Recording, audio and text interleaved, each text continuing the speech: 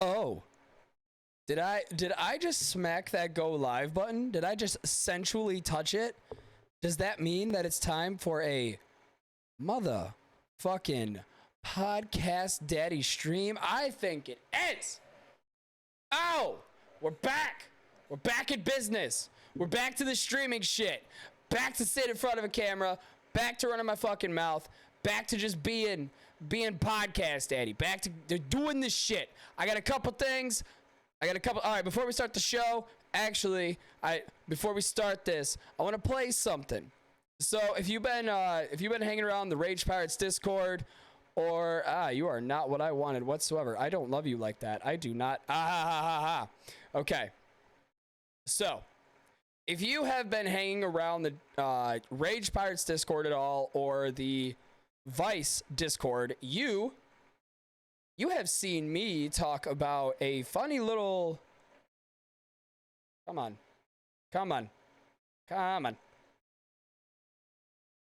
Oh, there we go. I got to make sure this works. I got to make sure this actually plays.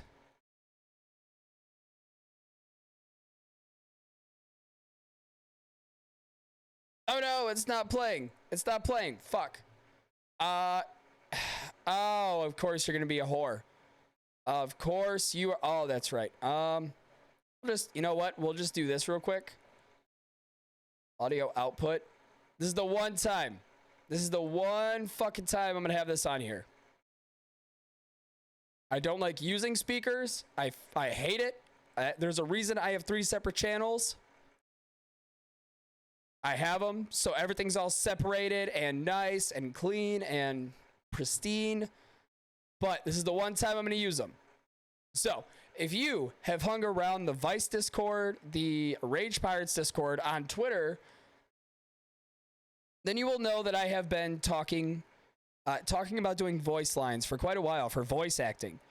And I asked the guy who ran Dark Charm Media to send me a commercial, send me something that I could play right before a show where I can kind of get everybody an idea of what Dark Charm Media is. Well, I got the commercial, and I'm going to, for a while, actually, I'm going to play this commercial at the beginning of the stream and at the end of the stream. Fuck off. And hopefully, I'm hoping, fingers crossed, ladies and gentlemen, that this actually works. Hit it! Oh, there we go. Now, this is Dark Charm Media. I am going to be doing a voice for one of the shows coming up here pretty soon. I can't really dive into too much detail about it, but just know that you're going to hear my sweet, sultry, nicotine-coated, throated voice on a future episode of Dark Charm Media. Be prepared. Look out for it. Here's the commercial before we get into the songs and all that fun shit. Before I bring Skorn in and we actually start this review of Cowboy Bebop. I'm stoked. I'm excited. Everybody should be excited too. We should all be hyped up that there's a podcast, that the podcast 80 streams are coming back. They're not, we were gone. You know what? We'll talk about it. We'll talk about it in the intermission. Everybody just enjoy this commercial and then we'll get started. Hello, I'm Danny Atwell. And you just want to hear some good stories without all...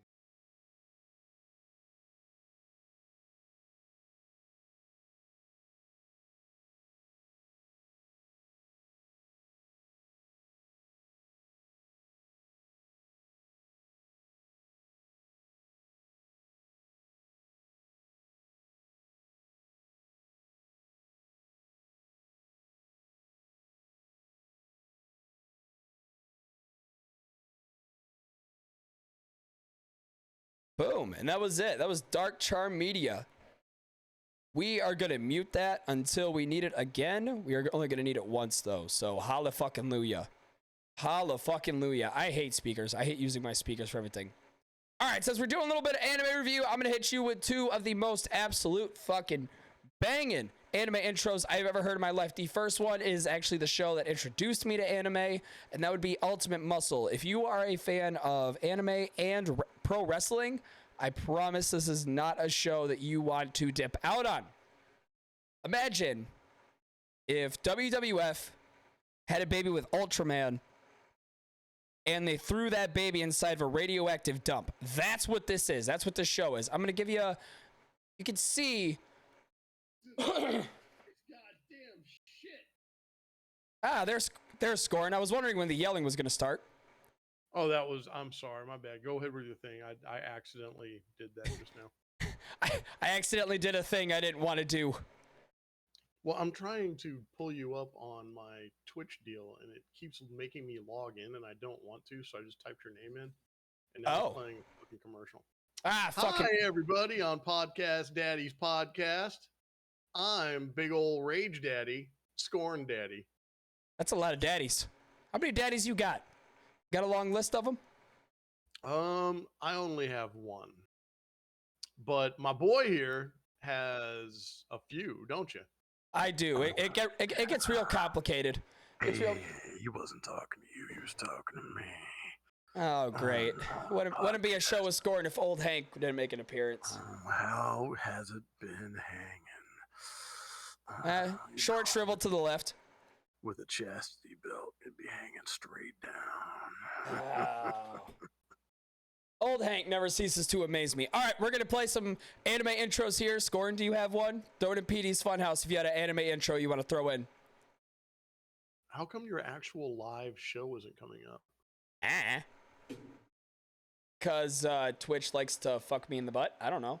It says starting soon. Are you on a starting soon screen? Yes, I am on the starting soon screen.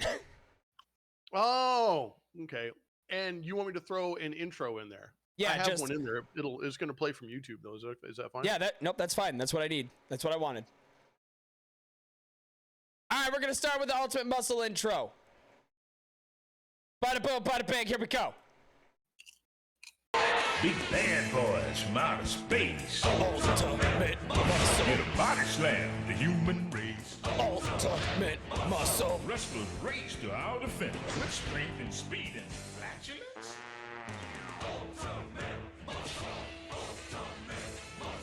Heroes join the operation from different planets. It's in different nations.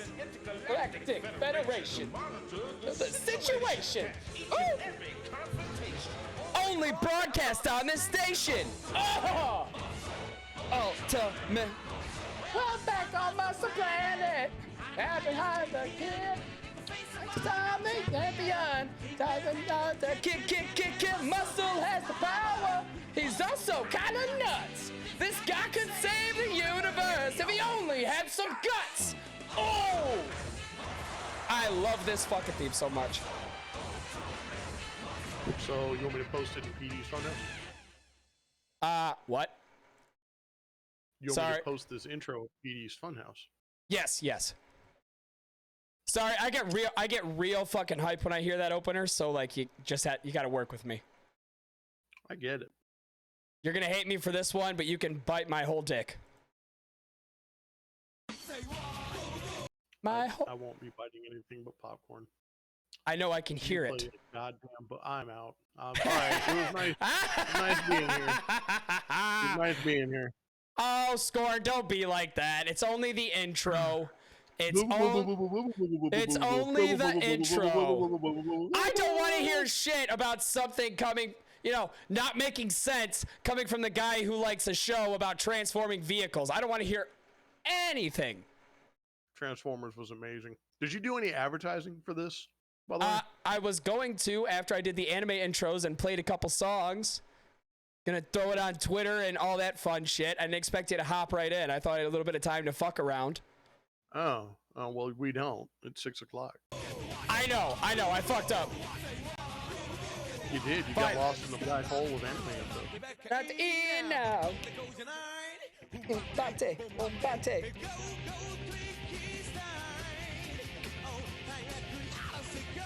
Oh. The been down. Come on.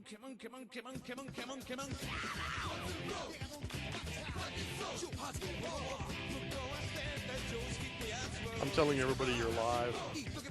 Yeah, I'm doing it. Bing dong, buddy, oh, come down here, buddy, oh. God, I'm glad I can't do that crap.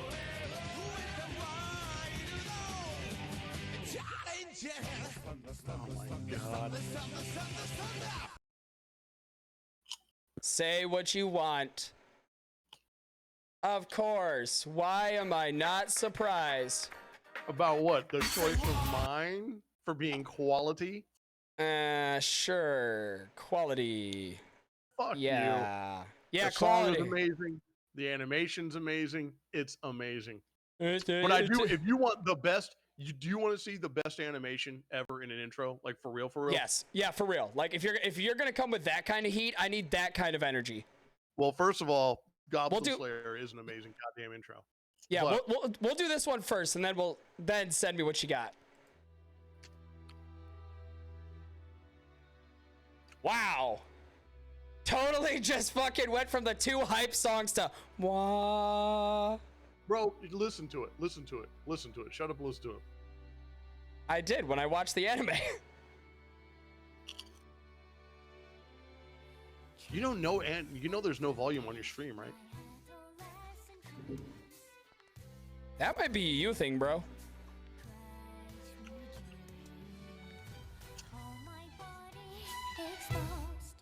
Yeah, I think that's a you thing, man. Marked by your shadows. Tighten up the senses, no fairness is needed for pigs. Laughter so hard, playful smiles, die gets wrong. Faith is so much sorrow is built upon your flesh. To the last of the cut, to reclaim what's rightfully. Oh, yeah!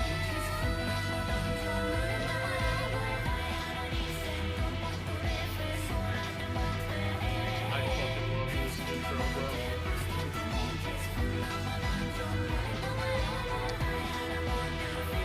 What I'm about to share with you, It is a pretty. Oh, it is a banging ass intro. I will not say that it's not. what I'm about to share with you is not only hand drawn, Ooh. It's also- it's okay. also very old. This is the G.I. Joe movie intro. Oh goddamn. Okay. All right. Oh god. When you watch Oh. watch the animation on this, bro. I know you've never seen it before. This will make you touch yourself inappropriately. All right. Already did that once today. Oh yeah, that dude had one job. Cobra, a ruthless terrorist organization. Could you just imagine them in the fucking boardroom? Like, all right, we got one job for you to do, and it's gonna run you about $100. Okay, hit me with it. All right, we're just gonna need you to yell the word Cobra. We're gonna need you to scream it at the top of your fucking lungs every 30 seconds. That's it? That's all you need me to do? Literally it. That's all. Well, shit, that's easy. He hears it. He's like, I fucking nailed that. Cobra! Cobra! Oh, that guy must have been fucking great. All right, I'm gonna hit you with one anime-related song, and then we are going to start this motherfucker right up. Since we have tortured you enough with anime intros, I've already played. You sure that you don't have 1 minute for a or 30? You sure you don't have? Are you sure you don't have 34 seconds for a hell of an animated intro? God damn it, you caught my interest. I was gonna start it, but then you're like, ah, nah, I got something more for you, fam. Present them booty cheeks to me. I'm a whore for animation. What can I say? Play that shit, man. Play that shit. Did you throw it in PD's Funhouse? Of course. Of course. Why am I not surprised? It's Transformers. Oh my god, hold on, wait. Wait. I just pulled it up. Oh, go ahead. Hold on, because I just thought of one that's even better. Okay.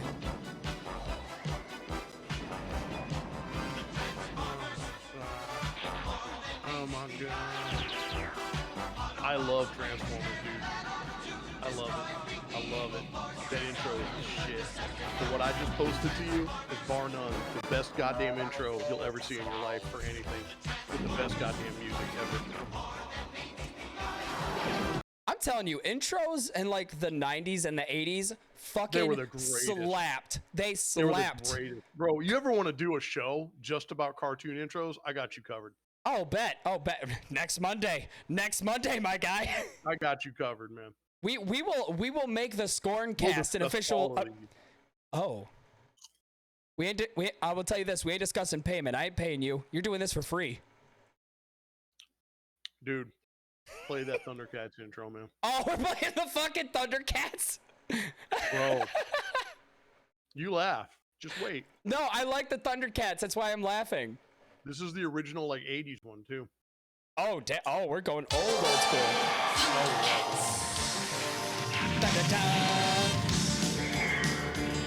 Oh,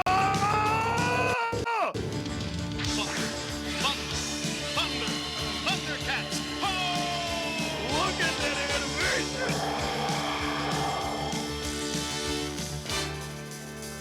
Actually, can I do this? Yeah! Thundercats are on the move. Thundercats are loose. I love it. I love it. Hear the roar. Thundercats are loose. Thunder, thunder, thunder, The fucking music, Thundercats. animation, the action. Thunder, thunder, One shot thunder, flowing into another. Thundercats. Thunder, thunder, Thundercats. God, I love this song.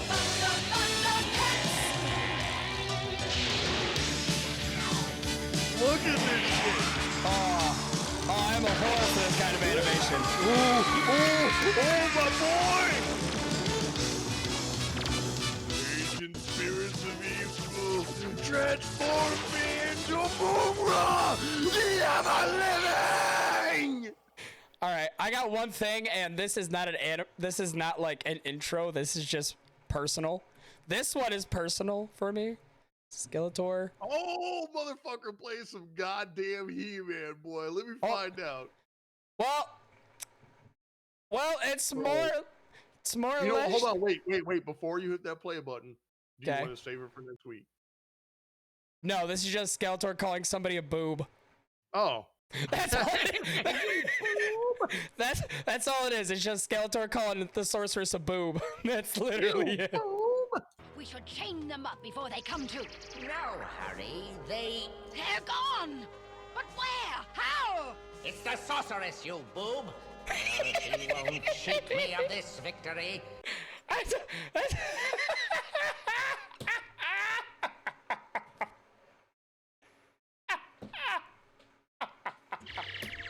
That's all.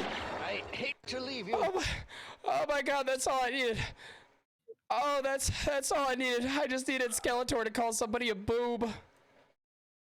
Hey, Piggies, what's going on? Oh, Piggies, hello. Welcome to the stream. Just banning some bots. We appreciate you over here. We are already knee deep in. We haven't Oh even my. said shit. Oh my god. It's the That's a hell of sorceress, a- you boob. That's a hell of a place to pause, too. With two dudes hanging upside down with loincloths. Well, hey, this is a podcast daddy stream. If you expect anything different, go find somebody else. I've got no problem with it. All right, we are officially gonna play a song before we start, like I wanted to.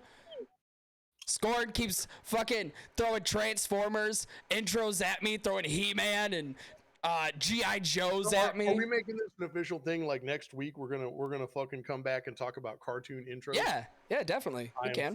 I will make a list of some of the best for you. Yep, I will do the same. They won't be you could definitely I'm going to tell you this. It will be a change in era because obviously we have Scorn who was a kid in the 80s and 90s. Yeah. Whereas I was a kid in the late 90s, early 2000s. That'll definitely be interesting to see the differentiation between the cartoon and Oh, definitely. Cuz I'll bring some like if you don't think I'm going to bring the fucking Digimon theme song, that lives rent-free in my head. Wait until you see fucking Cops. Ooh. All right. I'm hit you. Cops. I'm gonna hit y'all with one song, and then we are gonna get this motherfucker started. La da da da, and 1, 2, skilly do. Oh, there we go. Green screen up and everything, ladies and gentlemen. Are you ready for the show tonight? Me and Skornered are gonna be going over Cowboy Bebop. Oh shit, son. Nobody has all the Pokemon memorized. No, fuck no. Fuck no. Except for maybe Grey Item. Grey Item might. Honestly, Grey Item might. I'm gonna ask Gray Item. I'm That gonna. guy's a goddamn shill. Maybe I ought to stop. I ought to stop eating popcorn on the stream. I'm being rude to you. Yeah, that would help. That would help a lot. My bad, man. I'm gonna go. You play your song. I'm gonna go put this up. Okay. We love scoring around here.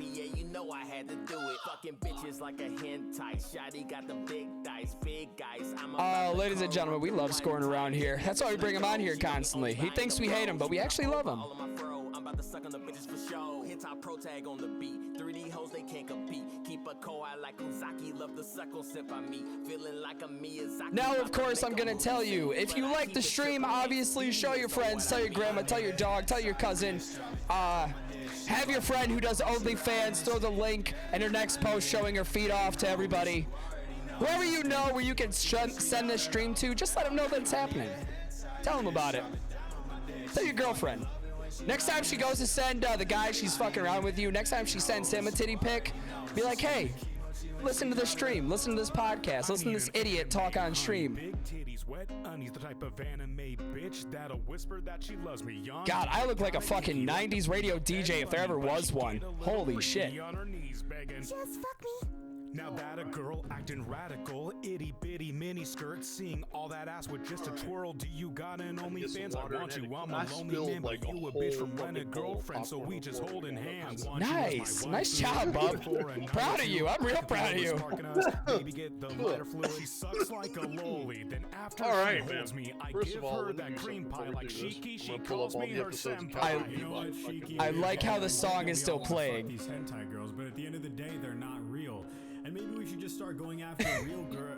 Maybe we should just start going after real girls. Nah. All right, ladies and gentlemen, we're gonna cut this song. This is where it goes from here. Alrighty, welcome. Oh, Piggy's in chat. Oh, by the way, this asshole. I need to tell you about this asshole. Well, tell me about this asshole. Tell me about an asshole, I guess. Tell you about who? Which asshole? Yeah, there's two assholes in this stream right now. One of them's a little bit more puckered than the other, so. Oh. I was drinking some beer and kind of getting it on with some old shitty video games. I mean, some shitty games today. I had you pulled up. I wasn't in chat, but I did have you pulled up. Oh, I'm sorry. No, it's fine. It's fine. I like to stay supporting you while you're doing your shit. Even if I don't chat, I'm still there. I was just trying to bust through the last 3 episodes of Cowboy Bebop while I was doing it. I appreciate that. And by the way, I didn't cry. I'm just gonna say, bang. I understand the importance of the scene. I just didn't cry. Okay. God, you're heartless. There's something wrong with I didn't cry. It was so fucking melodramatic. Right. I don't know what you wanted from me. Okay. All right. Anyway. Review over. I'll talk to y'all next week. We'll talk about cartoon intros. Okay. Just for context, I did put spoilers in the title because if you're like me, I'm in my mid-20s. Okay, and hold on, man. Number one, it's been since 2001 that this. So 2001. If you ain't gonna watch it, find that. Yeah, dude, 2001. It was 1998. That was 1998. No, that was the original air date in Japan. In America, Oh. it was 2001 on Adult Swim. Oh, okay. Oh, okay, gotcha. All right, well, excuse me. Even if it's been since 1998, okay. Spoilers Okay, all aren't right. necessary. Okay, all right, fine. And I will also predicate that we are talking about the good Cowboy Bebop, not that shit sandwich that was on Netflix. Here, I just want at least something to throw up. Not gonna play it because that is, whew. Ooh, Tank is definitely not the thing you want to play. No, I'm gonna try and find. Oh, god damn it! Here, hold on, wait. I think it's time we prepare to the scene. Let's get everybody together. Come on, 3, 2, 1, let's jam. I mean, you think he's fucking around by the way he's doing that? No. That is actually how it sounds, and it is one of the best. And I is one of the best anime intros I've ever heard in my life, dude. Oh. It is so fucking good. Oh, that smooth bass line, the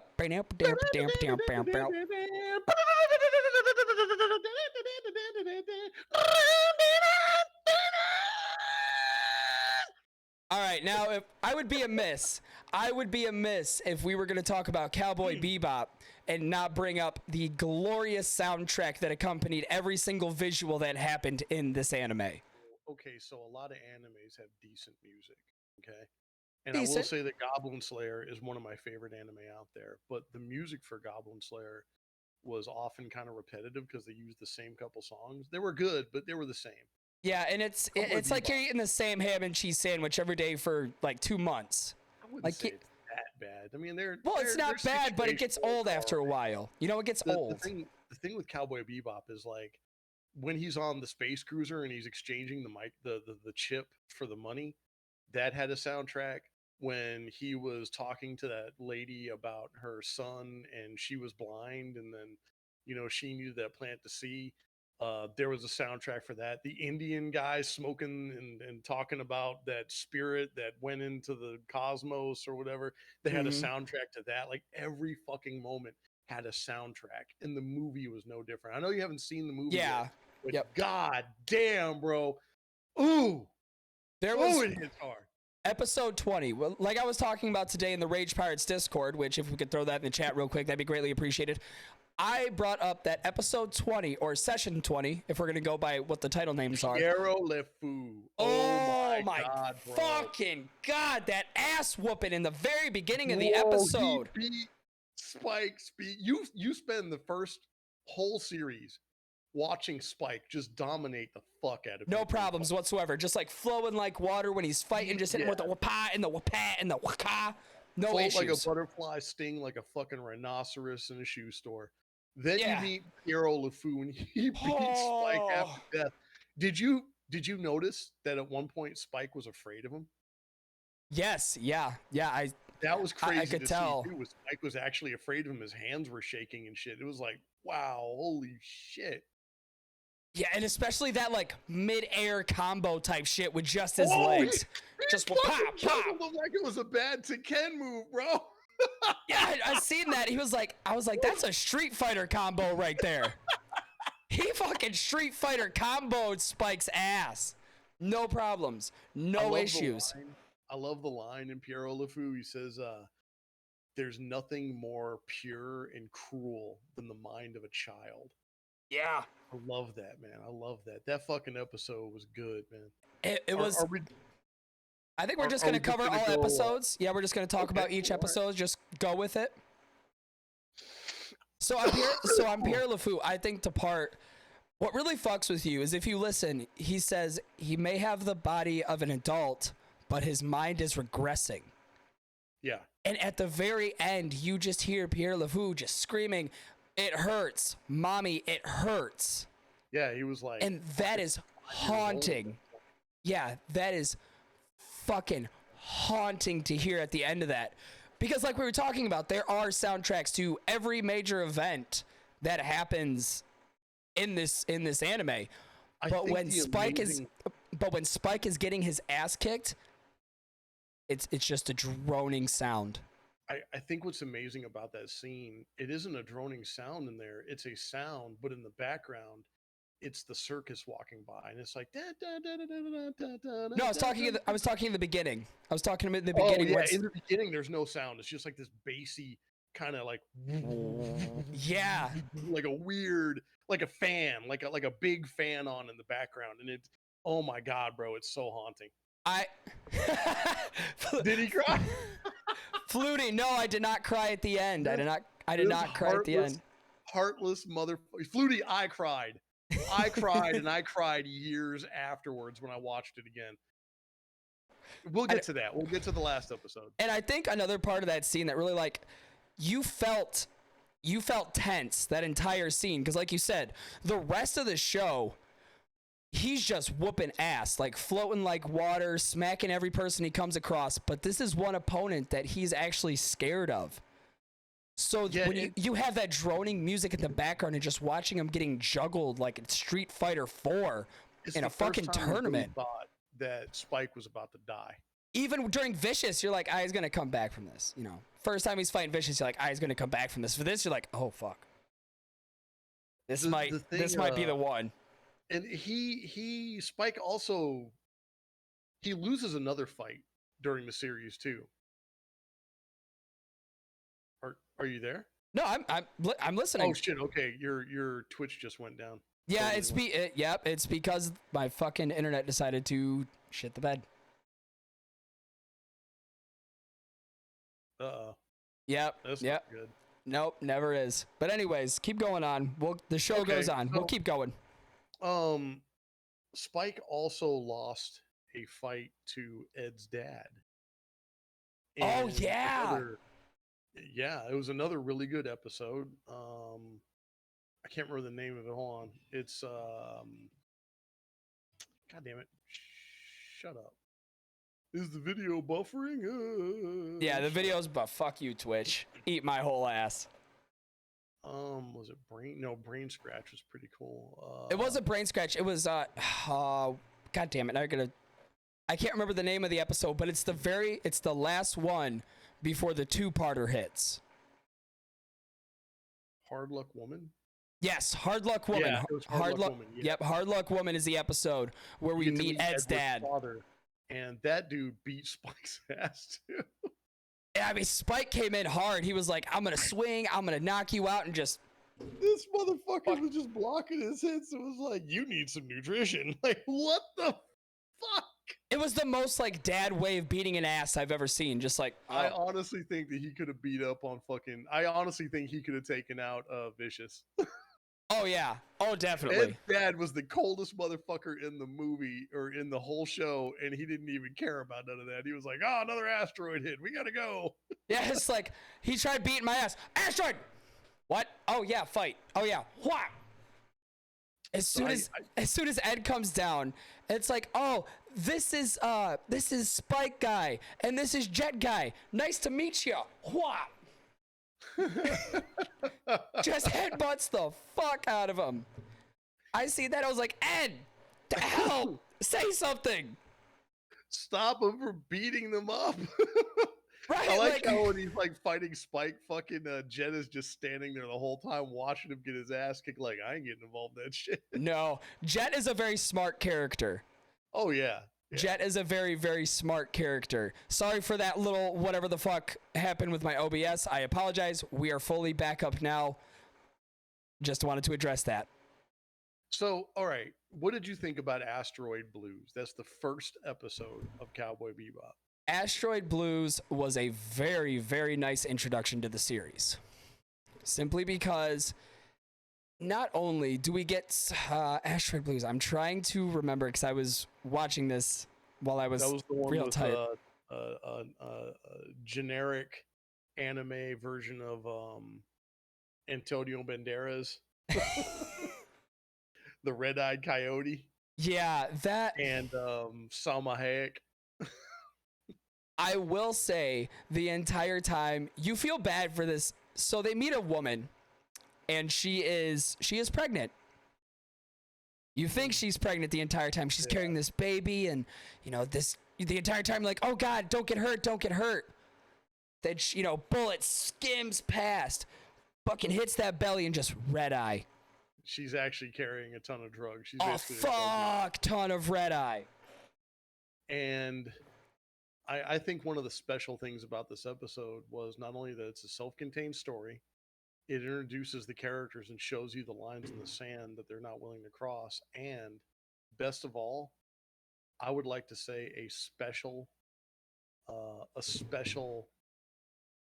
shout out to the camera work on the animation of that show. When they're fighting in that little cantina, the camera is moving around with them as they're fighting. Did you notice that? It looks so much like a fucking movie, bro. It's so good. And you gotta remember, this was released in like the 1990s, so something like that was fucking groundbreaking at the time. Yeah, 98 to 2001-ish is the time. But you gotta remember that they made it probably like 95, 97. Oh 'Cause yeah. it takes around 2 to 3 years for these things to come out, you know. But still, it was nice to see something like that come out and receive that much praise. Yeah, Especially he's using green screen now, so he where fucking where. doesn't need an artist anymore. Oh, shut the fuck up. I loved how the very first villain we encounter in this series is a guy that just sprays eye drops in his eyes. That turns him into a fucking killing machine. Now, I actually looked into that, by the way. And I wanted to see if there was any way possible that anything could be like absorbed into your eyes or whatever. You know, the surprising answer is yes. Really? Yes. There are plenty of things that do absorb into your eyes. Certain medications, for instance, for eye irritation are absorbed through the eyes in drops. If you had a micro pulverized granulated solution, sort of like a chemical agent, like oleoresin capsicum, or the shit you get sprayed in the face with when the cop gets mad at you. Pepper spray? Pepper spray, yes. When you get micropulverized powder like that, introduce a liquid solution, kind of like an oil, that could technically go into your eyes because that's what the burning feeling is. It's those micropulverized capsicum penetrating the eyeball.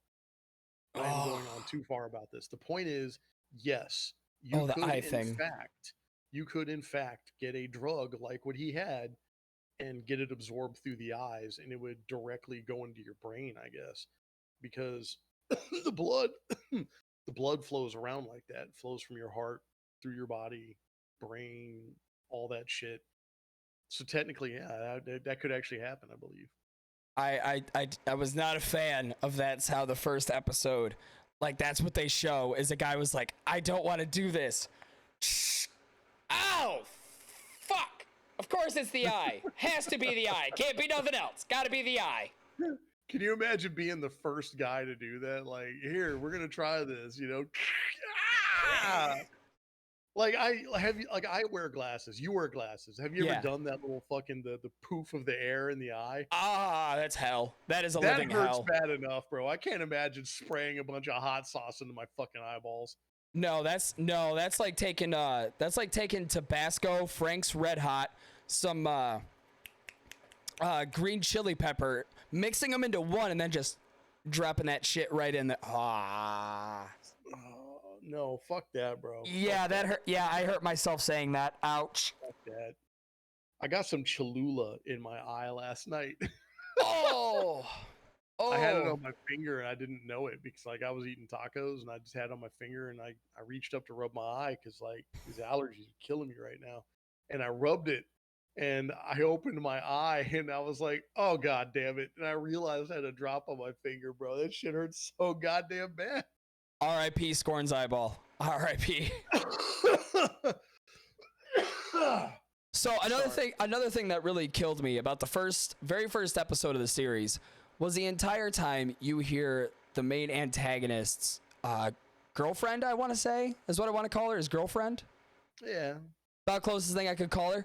The entire time she just keeps telling Spike, I want to leave. I want to escape. I want to get away from this life. I want this running to be done. So they get in the spaceship, and as Spike is chasing the culprits, they go into space, and everything just stops. And the girlfriend looks at the pistol, looks at her boyfriend, who is going mad from the continuous use of said eye solution, goes away from him. Spike pulls up, and we see the boyfriend's brains blown on the glass while his girlfriend is sitting there hugging him. And that depressed the ever-loving shit out of me because I think that was her realization that I can't escape this unless I stop this right here. I think that by depressing you, that episode achieved exactly what it was supposed to do. Oh, yes. Yes. You got to remember, at the time Cowboy Bebop was released, there wasn't a lot of anime that would touch on shit like that. That would touch you in that way and make you feel something. And Cowboy Bebop certainly drove your emotions. It definitely does. to hear her say when she looks over and sees him like crushing that vial in his hand and basically rubbing it in his eyes, and hearing her say, "We'll never get to Mars now," and he's just like going on his little berserker rage. Fuck this week. Yeah, and it's like it's wow, it's fucked up. It really breaks you. It really breaks your heart, and that is a great pilot episode. God that is the damn, definition of how you do a pilot episode. I'm going to pull up I'm going to pull up the list of episodes, and we're just going to go episode by episode. Stray Dog Strut. I already have a list right here. Oh, Stray Dog Strut. Okay. Shit. What was that one? That was where they met the little dog, the Welsh Corgi. Ein. Ein is so fucking cute. Ein is such a little cutie. Ein he is also a data dog. Yes, the entire episode we see them chasing after this briefcase. There's something in this briefcase that everybody wants, and then everybody opens it and they're like, it's just a fucking corgi. What the fuck do we need with a corgi? How'd you like the bad guy, Hakeem? That whoever did his plastic surgery knew what the fuck he was doing. That's all I'm gonna say. Hakeem Olajuwon, bro. Yep, whoever did that plastic surgery, they earned their fucking paycheck that day. Turning him into this like 8-foot tall, scary guy, like Frankenstein looking motherfucker. Yeah, he was like originally he's like some skinny ass like little white dude. Then they turned him into this big ass like tall lanky ass black dude with this big fucking hair. And then there's a scene where he's sitting at the bar, and the guy, a guy bumps into him. He's like, "Oh, I'm sorry." Hakeem doesn't say anything. He's like, "Hey, fuck not. I said I'm sorry." Hakeem still you want to fight or what? Yeah, you want to fight or what? He just takes a roach, throws it in the drink, grabs this dude by the fucking mouth, opens it, and just gobs it in there. Yeah, just makes him drink the roach drink. I thought the bang up ending was a little bit much, but it also set the tone again, because as serious as Cowboy Bebop could be, it could also be funny. It does. It has its comical moments. It has a very nice line that it knows when to cross and when not to cross.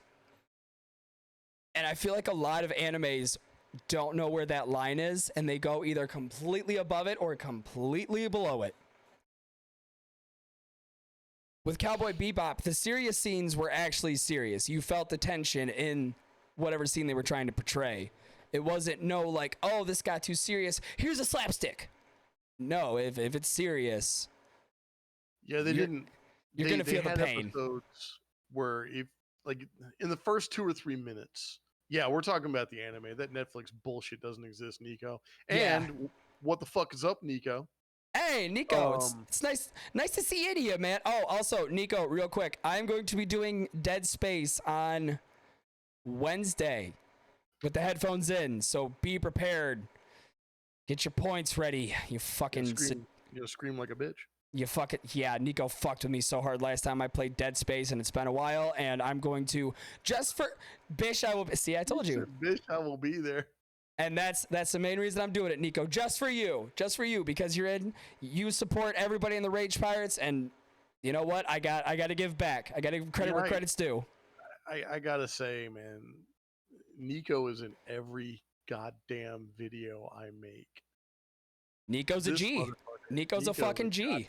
He's a goddamn G, man. Fucking, I love this dude. If y'all ain't watching Nico, man. Really? Nico likes fucking with people. I would have never guessed. He's a great dude, but yeah, don't put it past him. He's a cunt too. Oh yeah. When I played Hey, and we even got, what's going on? Yeah, we even got a plunder princess in here too. God damn. We got a princess. We got a ninja.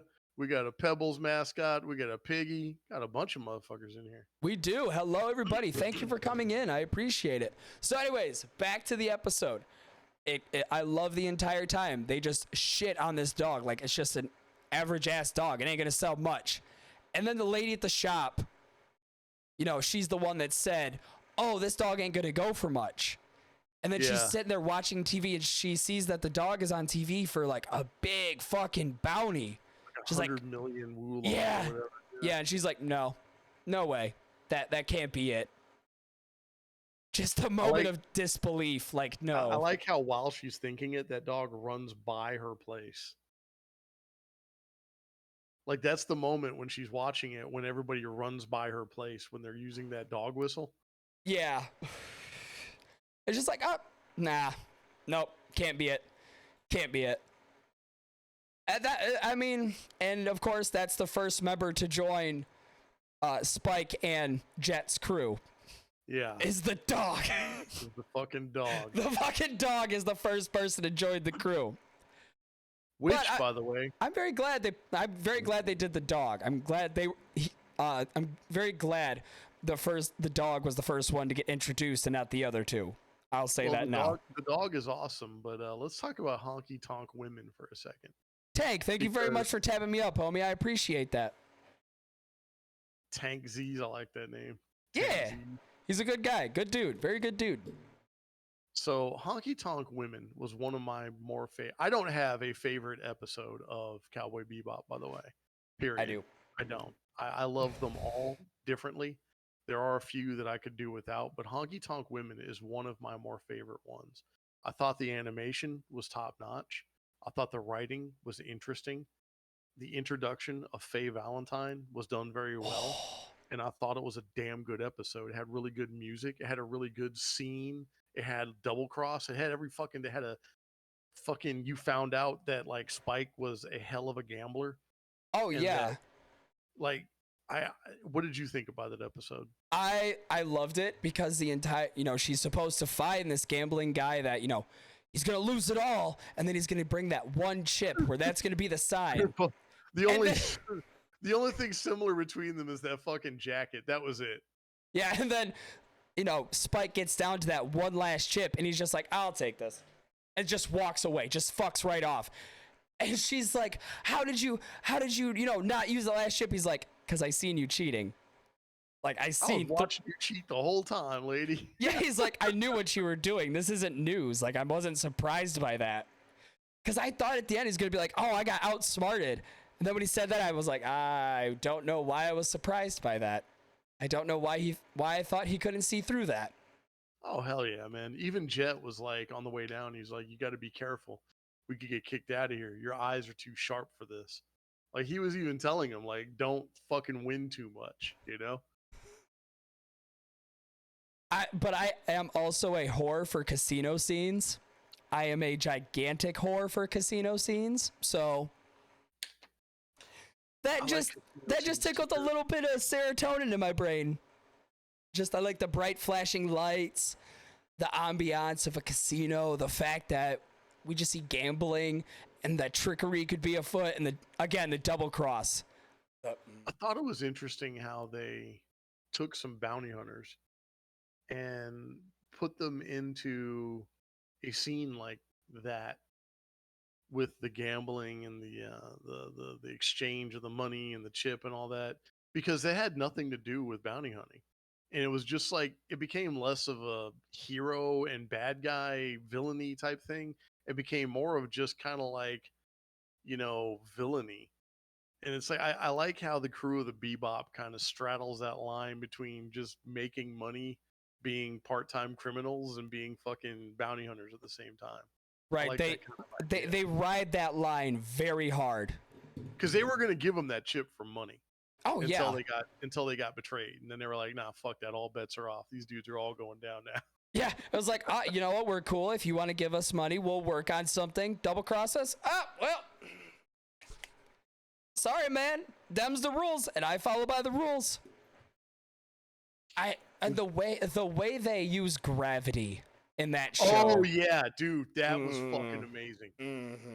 There's, again, I could fangirl about just the little aspects of this show, not just as a general story, but how the animators used the ambiance of the world to make the story pop out even more. I could just fangirl over that this entire stream.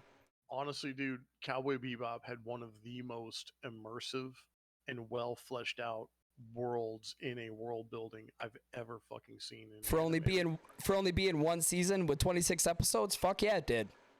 Oh yeah, bro. It didn't need a number 2. It didn't need a season 2. Honestly, it did everything it wanted to do. Yep. That's one of the things I really liked about it was like even like and I'm gonna go to Goblin Slayer for a minute because that's another thing I love. But even Goblin Slayer didn't need a season 2. I'd have been fucking happy if they just left it and they got all the goblins, the town's safe, and that's that. I'm glad that they're gonna do more, but the fact is there are certain times when the anime is so good it doesn't need a season 2. You know what I mean? Right, and there's some shows that don't need a season 2. Now, don't ask me what any of those are off the top of my head, because this is the only one I've seen like one season of where I'm like, yeah, nope, we could cut it, that's it. Honestly, I feel that, okay, if we're going to bring up other animes that could be at like one season and we would call it great, Berserk. If they would have stopped after the Golden Age arc, I'd have been like, you know what? Cool with it. I don't care. I don't need any more story beyond this. I'm fine. So we will talk about Berserk one day. Yes. One of these days we'll talk about Berserk. But for right now, let's talk about Gateway Shuffle, my least favorite episode in the whole goddamn series. Yeah, I wasn't a huge fan of the we're gonna fight environmentalists. It's not even that. It's the way the whole thing went. And when he was like trying to open that virus and he shot it and she's all freaking out. And then that was the only funny part. And then like the Ganymede thing, the fucking hyperspace, fuck. It had a good ending. I liked the ending, but getting there was like, it was like a fucking medical examination. I was like, let's I could get there. almost do without that episode altogether. I think that was one of those episodes they had to do. Like they had a specific list kind of of shit. pad it out, Mm-hmm. maybe. Yeah, I could do that. It was like a filler episode where they're like, all right, we have something big for this next episode, but we got fucking nothing here. They were probably paid to do like 26 episodes, and they went to the script people, and they only had like 24, and they were like, yeah, let's just make 2 more and throw them in there anyway. And that has to be one of them. I can tell you 2 of them right now: Gateway Shuffle and Piero LeFou. If you take Piero LeFou out, it makes no difference in the series whatsoever. Yeah. I mean, Piero LeFou was my favorite episode, so I mean, it was, but it makes no difference. No, none. No, that's a filler episode if I ever seen one. That's what I'm saying. Gateway Shuffle and Piero LeFou, you could take both of those out, throw them away, same series. Yeah, those were 2 filler episodes where you'd be like, all right, ain't really. And by the way, I loved Piero LeFou. That was like one of my. If I did have a favorite, that would be up there. Right, Piero LeFou would be top. No, it'd be top 1. I just realized that I do have a favorite. We're coming up to it. I do have a favorite. We're coming up to it. I will hold on. We will get there. Ballad of Fallen Angels. Now, I remember you hitting me up and you telling me that this one was kind of meh for you. It was. I mean, okay. The reason I said it was meh. Now, of course, I can not only talk to one person about my anime opinions, which would be Skornered, but I also have to go on the other side of the coin, which is Dead Man from VT Network. He is also my anime talk to guy. I talked to him and I said, hey, I'm picking up Cowboy Bebop for a stream. And he's like, wait till you get to episode 5. You will absolutely love it. So I watched 1 through 4 and I was like, okay, I'm here at 5. I fell asleep through half of it. Not a good sign to begin with. I woke up the next day and I was like, all right, I'm going to try this again. Fully functional. I got 2 cups of coffee in my system. I'm awake. I am ready for it. Let's go. Still felt the same. From an artistic standpoint, it is a beautiful, beautiful fucking episode. It's designed very well. I love how when the grenade explodes, it's not CGI. That shit is hand-drawn. Every scene is hand-drawn to a T. I love the cinematic music. I love the cuts of different scenes that are going through Spike's mind as he is falling. It just didn't land for me. It didn't land as I wanted it to as a big episode. I'm going to tell you and it's probably going to surprise you. Okay. You're right. Holy shit! Holy shit! Clip that motherfucker clip right there. I want that clipped. I want that clipped. That's scored at Skorned on 7:49 p.m. Eastern Standard Time on November 7th, 2022.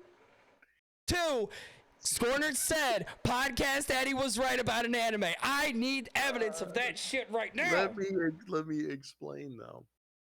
Oh, please explain. The first half of the episode was so fucking boring and so droll. It just had no momentum. I mean, you went from Space Antonio Banderas and his eye drugs. You went to a crazy dog chase all over the neighborhood. That was like the 80s shows back in the day. You went from fucking Faye Valentine and the whole like chip exchange and the all that. And then you get to a bunch of Chinese mafia bullshit, and then something happens and things blow up, and then people are talking for fucking 20 minutes and you just don't even understand any of this shit. Yeah. And then some broad drinks some alcohol, and then she gets drunk, and then Spike comes in and they have a deep conversation. It is the first episode where I think they start the overall arcing story, but it is also such a goddamn chore. And people for decades have been bending people over and blowing smoke directly up their ass about this episode when there's so many better episodes. Now, I will say the fight with Vicious and Spike, it's great, but at this particular point, it wasn't even really built up. That was the big problem that I had. All right. It wasn't really built up at this point. At this point, Vicious is just a guy you've seen like what, one fucking time? Oh, you know what I mean? Fuck. That's a water bottle. God damn it. Okay, we're good. Keep going. Oh god. Oh, for yeah, I did. Yeah, don't worry. Don't look at that. I did. Anyway. I did. Anyways, keep going. Point is, the fight with Vicious was neat. The fight in the church was neat. I am a sucker for fights in churches, man. Like, I love that shit. Oh yeah. An old beat up church on the edge of town. You're having a showdown. That's fucking amazing. I thought the animation was good. I thought Spike tearing through them people was amazing. And I even thought the fight with Vicious was really fucking good. I loved it. I thought the grenade was awesome. Showing Spikes. Everything in the last 7 minutes of that fucking show was amazing. But it wasn't enough to make it great. And I know people geek out about the whole blah, blah, blah, blah, blah, blah, blah, blah, blah, blah, blah, blah, blah. I don't give a fuck about that either. I could do it without Chancellor music. They had better music through the show. However, I will say that it fit the scene. It was well done. But on my list of like the top episodes, that was somewhere in the middle. So you're right. You're absolutely right. Like I said, in an artistic sense, it was a great episode. But it took fucking forever to get there. It took forever to get there. I'm looking at this from like, I'm looking at this like, I'm looking at it through your view, like a very artistic view, not as a normal consumer sort of view. Well, you've never seen it before either, so you're a first time seeing this, and that's your opinion. That's perfect. Right. It's great. But again, like you said, 7 minutes out of what, 26, 24? Yeah, a typical episode is 26 minutes. And that whole last bit couldn't be more than like, maybe it's even like 5 minutes. I don't know. It's pretty quick. And it's not like. Go ahead. I'm sorry. There was only there was one scene I forgot to mention that I thought was cool. It was when Faye goes into the theater and sits down next to the main bounty they're trying to go after. Yeah, when they're going after Mao, and Faye sits down next to him in the theater, and she's asking all these questions, and she's wondering why he doesn't respond, and she looks over, and his throat from ear to ear is just gashed way open. That was a redeeming scene for me. I like that. I thought it was interesting. I wasn't expecting that, so that kind of hit me like a fucking right hook from Mike Tyson. So, let's go to the next episode. Sympathy for the Devil. Oh, now, here's the thing. I don't know which version of this episode you saw. And I will tell you why, because there are 3 versions of this episode that I'm aware of. There's one version where it doesn't exist at all in the continuity. They completely like did away with that episode. Oh. There's another version where they do not show the ending of that episode. They kind of like show part of the ending, and then they have you assume what happens in the end. And then there's the third version, which thank God I have, which is the unedited version that I actually have on DVD, and I have seen it on what's it called? The unedited version when it first came out. Hulu and Sympathy for the Devil. Hulu and Netflix did the uncensored version where he got him right between the eyes at the very end. Hold on, wait, don't judge it too harshly. When you hear what I'm about to say, you'll understand why it was so controversial and why it was censored later on. So, if you've seen the scene, you can understand. This is my favorite goddamn episode by far, and I'm telling you why right now. They had the balls to show Spike shoot a 9-year-old in the face. Twice. Oh, it was, Twice. wasn't it? Twice. That's the right. first time in the warehouse, second time at the end. The bullet just came out. Yeah, that's right. So they were fighting this kid who was actually like 80 years old, and he was trapped in this younger body. And they got into circadian rhythm. Now, I didn't realize this when I was younger, but do you know circadian rhythm is real? That's a real scientific concept. No shit, really? It's a real scientific concept, and it's about time versus the way that you exist. And what it is all of us have to exist in the same timeline. This is the present. This is right now. If your rhythm is disrupted, then you are out of sync with time, and you cannot exist in that timeline the same that everyone else does. That's why he was a kid forever. I don't know. That was just some bullshit they made up. No, dude, that's an actual scientific concept. It's crazy as shit. That actually kind of blows my fucking mind. Okay. There was a lot of actual science behind Cowboy Bebop. Like, do you remember in episode 4 when they were talking about like hyperspace and shit like that? Yeah. And the objects would appear, but they wouldn't be solid. Do you know that's an actual theory also? Yes, that one I knew was an actual theory. That one, yes. Because you're traveling faster than light, and the after image would be slower than your actual physical body because you're traveling faster than light, which is the visual representation of you. There's actually a lot of science behind Cowboy Bebop. It's fucking crazy. I can see it. I mean, if you're dealing with a show that deals with so much sci-fi themes, I can understand that you would want to kind of actually use legitimate science stuff. Well, it's no different than like Star Trek. Well, no, Star Trek, there was no science behind that shit. That was just movie ass. I'm just pulling a random sci-fi thing out of my ass. I'm not a sci-fi watcher. I think this shit's boring. Look, Sympathy for the Devil had them chasing this kid around. And they had to make a bullet out of a meteorite from what was called a gate tragedy. The gate tragedy was basically they have these lunar gates that help people hop around the universe and get from place to place, quickly. You can go from here to Mars in like a few hours rather than a few years. And I think the gate travel thing is amazing in concept, and the way that they employ it into the episodes is fucking really cool. And a gate exploded, killed a bunch of people, and it was called the gate tragedy. And you hear about it from time to time. And the other characters, they relate to it in a way. Like Faye was actually on Earth underneath the gate tragedy when it happened. That kid was actually part of the people who survived the gate tragedy. And that's why his circadian rhythm was fucked up, and why he doesn't age, and why he has these weird like powers of immortality and whatnot. And he has to go around like harvesting people, and like he basically cripples these people and keeps them to cover his identity. And I thought it was the coolest fucking episode, because not only is there a mystery, there's kind of an unbeatable bad guy, and they have to figure out a way to beat him. And it's almost like reading a comic book, like an old-fashioned American comic book. Yeah.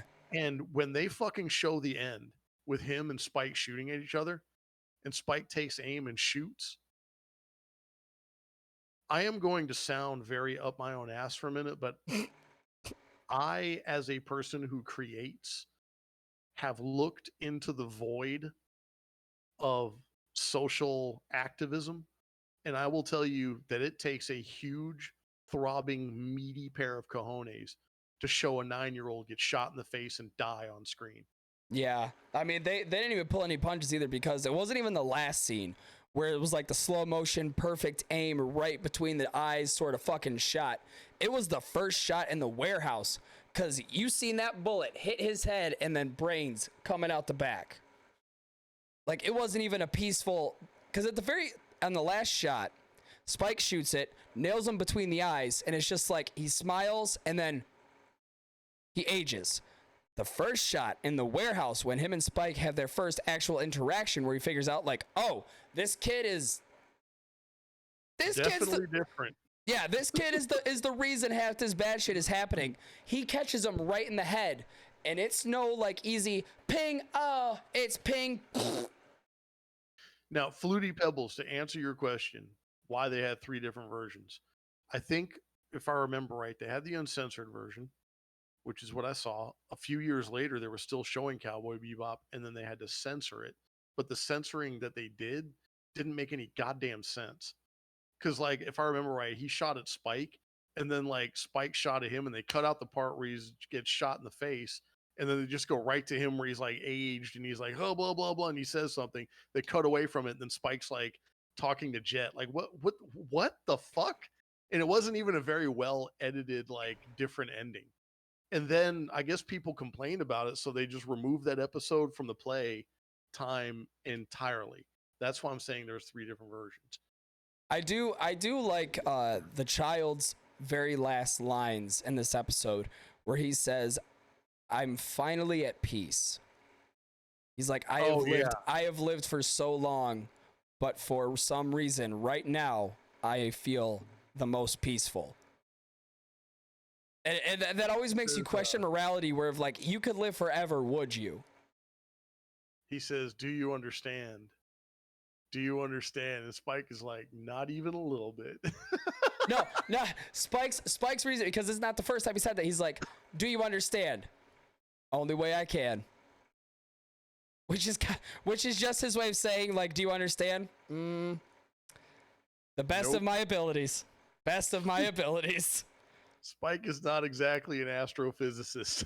No, he's not an astro. He is more of, I'm just gonna work with what's here, and it's about the best I'm gonna do. I can give a fuck less what happens.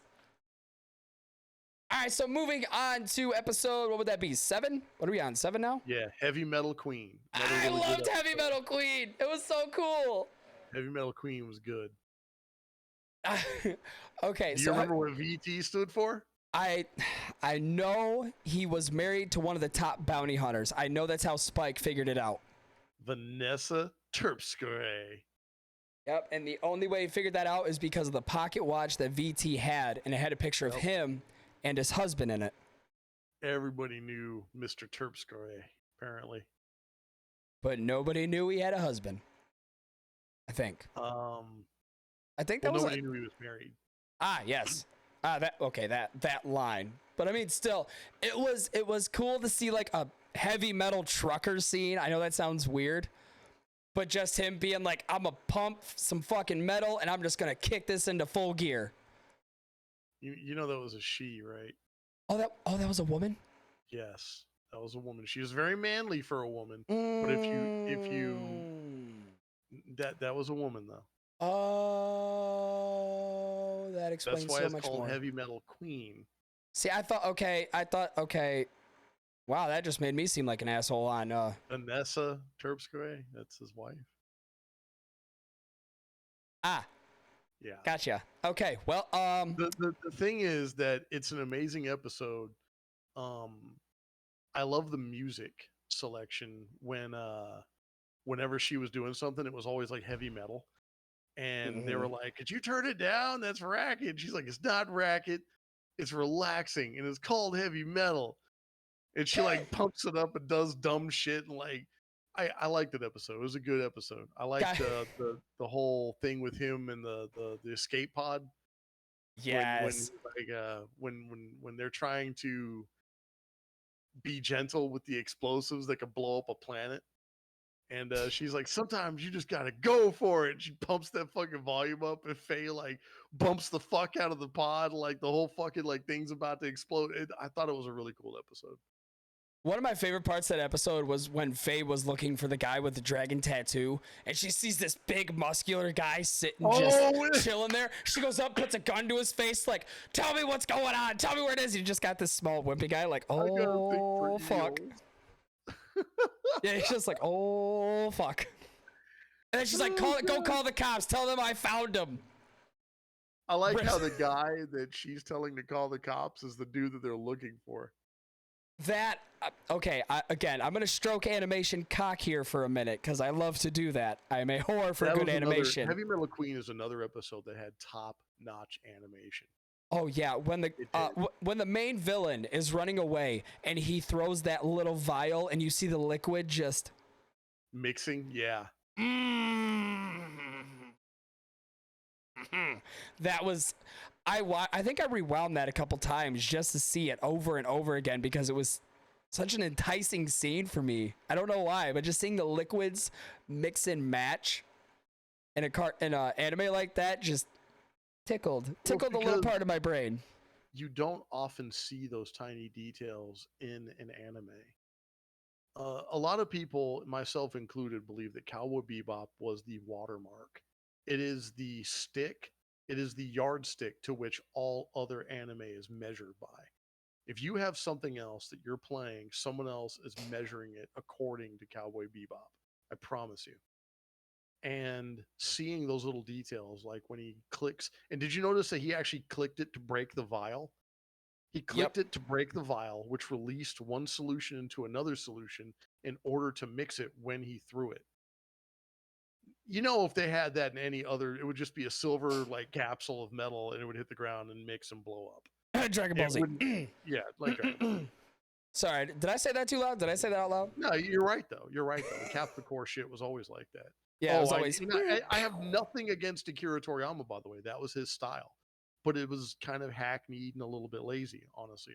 If I'm being honest with. Oh yeah, no, that was a lazy way of doing things. It was almost like G.I. Joe had more science behind it than some anime do when they're like talking about their concoctions that are mixing and they're top talking notch about the science behind their shit. It's like Cowboy Bebop had that element of detail. I like. Didn't even have to explain it. Didn't even have to slightly explain what was going on. So when I say context is key, this show gives no context. It's just like, here's this, figure it out. What did you think about him in the beginning when he dropped that egg on his pants? That was the face of somebody with the worst fucking hangover to exist to mankind. And that was like the last straw where it's just like, you know what? I'm kicking somebody's teeth in. Bro, somebody's dying today. When he stood up and he had that eyebrow twitch. Oh, because you've had that bad of a hangover. Everybody's had that bad of hangover at least once in their life where they're just like, you know what? I'm fighting everybody. Mom, sister, granny, brother, little sister, I am fighting fucking everybody today. It's just one of those days feeling like a freight train. Yeah. Limp Bizkit just turns up in your head. Nobody else hears it, but that shit is like thumping. Very great episode. I'm going to say that a lot for this show. It was a very great episode. There's only going to be a couple where I'm like, you know. Let's talk about an episode that wasn't so great, but not for the reasons that it wasn't great. If that makes sense. Are we talking about Venus? Yeah, we are. Okay. Spike meets Rocco Bonaro, and they're doing the whole thing with his sister's eyes and the plant and that face right there. That right there is the same face I made when I was like, oh god, this is such a long episode. Yeah, it's something we've seen in almost any action series or any series in general. Is brother gets into life of crime to save his sister. It's like the same storyline that we have seen multiple times. That is called a trope, and it is a damn good one because I mean most people can understand that. I mean we can, but just that one was boring. However, the way that they introduced, number one, I didn't like his dumbass name, and number two, when they introduced those two, I really honestly, Spike had been, what's the word I'm looking for? He had been planned out, displayed. He had been. I'm trying to think of the word. I'm sorry, it's blanking on me. If they would have met, he would have walked the fuck away from that dude after hitting him in the mouth. That guy was annoying as shit, and he tricked him with the gum, which I thought was a dumbass scene. Didn't really need to be in there. They had so many dumbass scenes in that particular episode that just like were dragging the fucking episode down like it had an anchor on its ass. And at the core of the episode, it was a good episode. I liked Oh, master. the story. Oh, hi, master.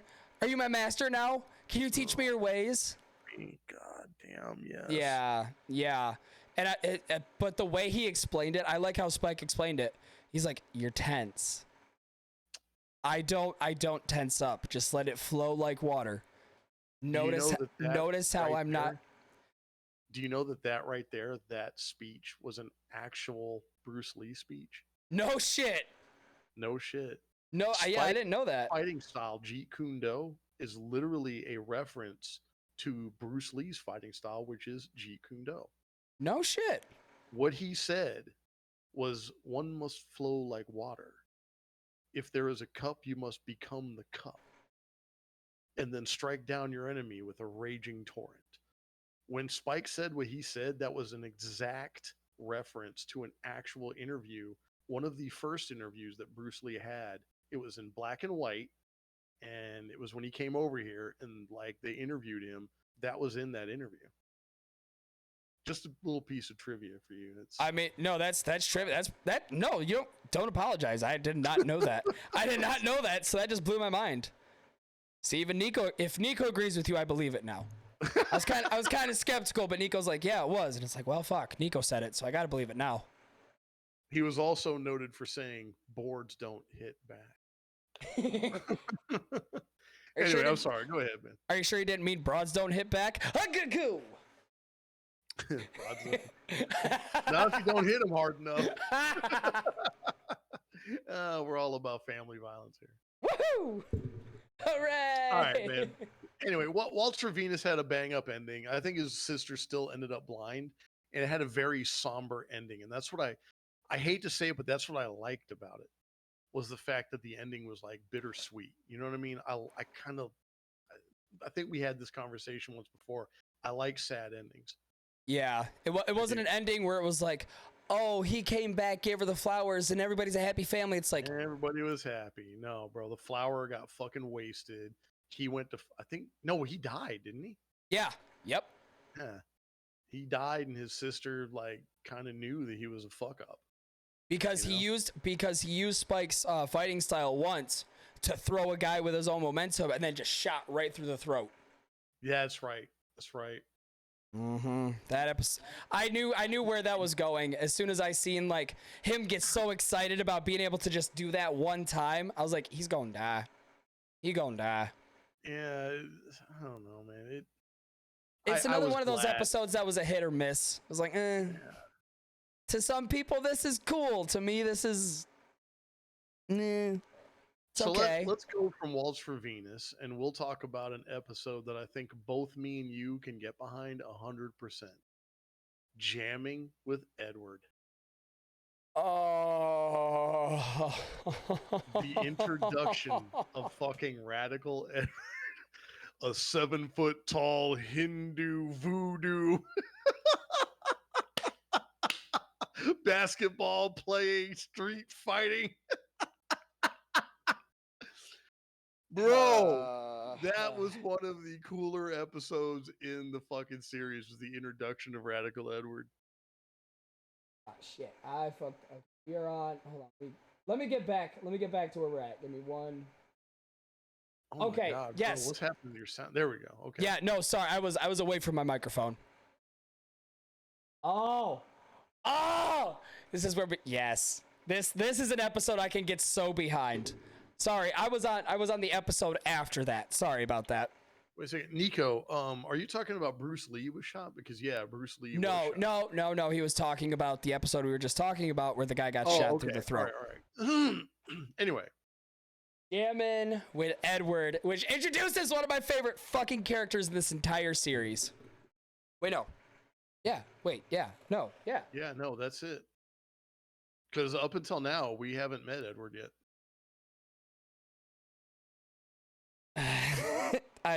My favorite thing is everybody's trying to figure out what is this big satellite? Who's controlling it? Who's running this?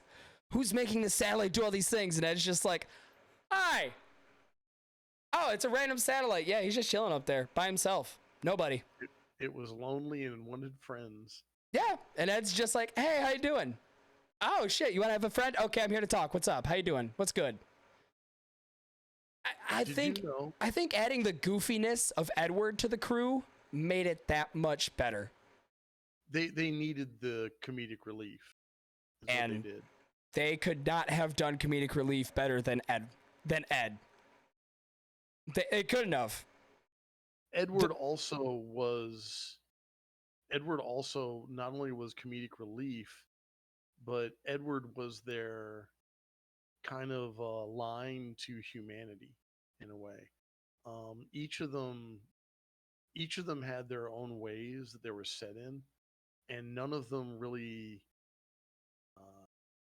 Nico, I agree, interacted with people on like a normal level. And Edward was kind of like the childlike mentality that led them down a lot of different decisions through the series. Oh yeah. For instance, when she says, stranger, if you meet a stranger today, follow him. You know, like just things like that. Edward Fei, why are you smoking, Fei? Yeah, he did. Just Edward is a she, by the way. Yeah. It's if you do not pay attention to context. Yeah, if you not pay attention to context clues, like you will totally. It's like a sentence where they say it, and there's a couple sentences sprinkled out. But if you miss it, you'll think she's a boy the entire time. Yeah, there's when Faye is messing with Ed at the end of that particular episode when Ed is like rubbing up on her leg. Wait, you're a girl? She's like messing with Ed, and she goes, "Wait, you're a girl?" And then they cut to credits right away. So, like I said, if you miss that single sentence, and it's not just that episode, it's a bunch of them. There's another episode too where she's like, "I'm a little girl," but it's like real quick and kind of in the background. So if you miss it, you think she's a boy the entire series. But we got to appreciate Ed for also just the pure, just goofy ass way that she handles things, like working with her feet, doing monkey shit, like walking on her hands, using her toes to type on the keyboard. Edward is so goddamn bizarre. She's almost like a 60s and 70s cartoon. She's like Tom and Jerry, you know? It's like she can eat poison. She can be blown up. She's a weird fucking aloof character. She works on Toon Law. She works on cartoon laws. Yes, she has a lot of tune in her. That's the only way that we can really describe Ed. So, and her entire being for that episode, Singularity, was being like, hey, let's go get the satellite and bring him down to Earth. Let's give him friends. Well, first they were trying to destroy it. And that's when Ed was like, maybe it's just lonely. It's just wanting friends. Let's go and download it onto a drive and bring it back to Earth. Is that hard enough? That's not hard. That's damn near impossible. Poor old Spike, man. He has to fly through all the kill lasers, and this shit is hilarious. He has to do it with like no engines because like they can track onto his engines, and bro, that was a hell of an episode, man. Spike is the definition of God damn it, I don't want to do this, but I'm gonna do this. He's like, God damn it, I love a challenge, but man, this is gonna be a pain in the ass. Let's not forget the 3 things Spike hates the most in this world. Tomboys? No, it was women. I thought it was tomboys. I thought he said tomboys. Nope. He said there are 3 things I hate, Jet: women, children, and animals.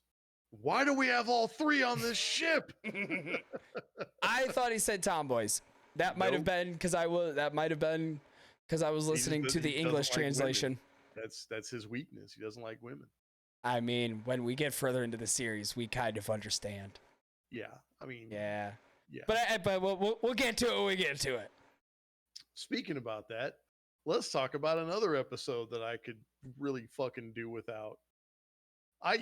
When we started, I completely forgot this episode was even on the list. Ganymede Elegy.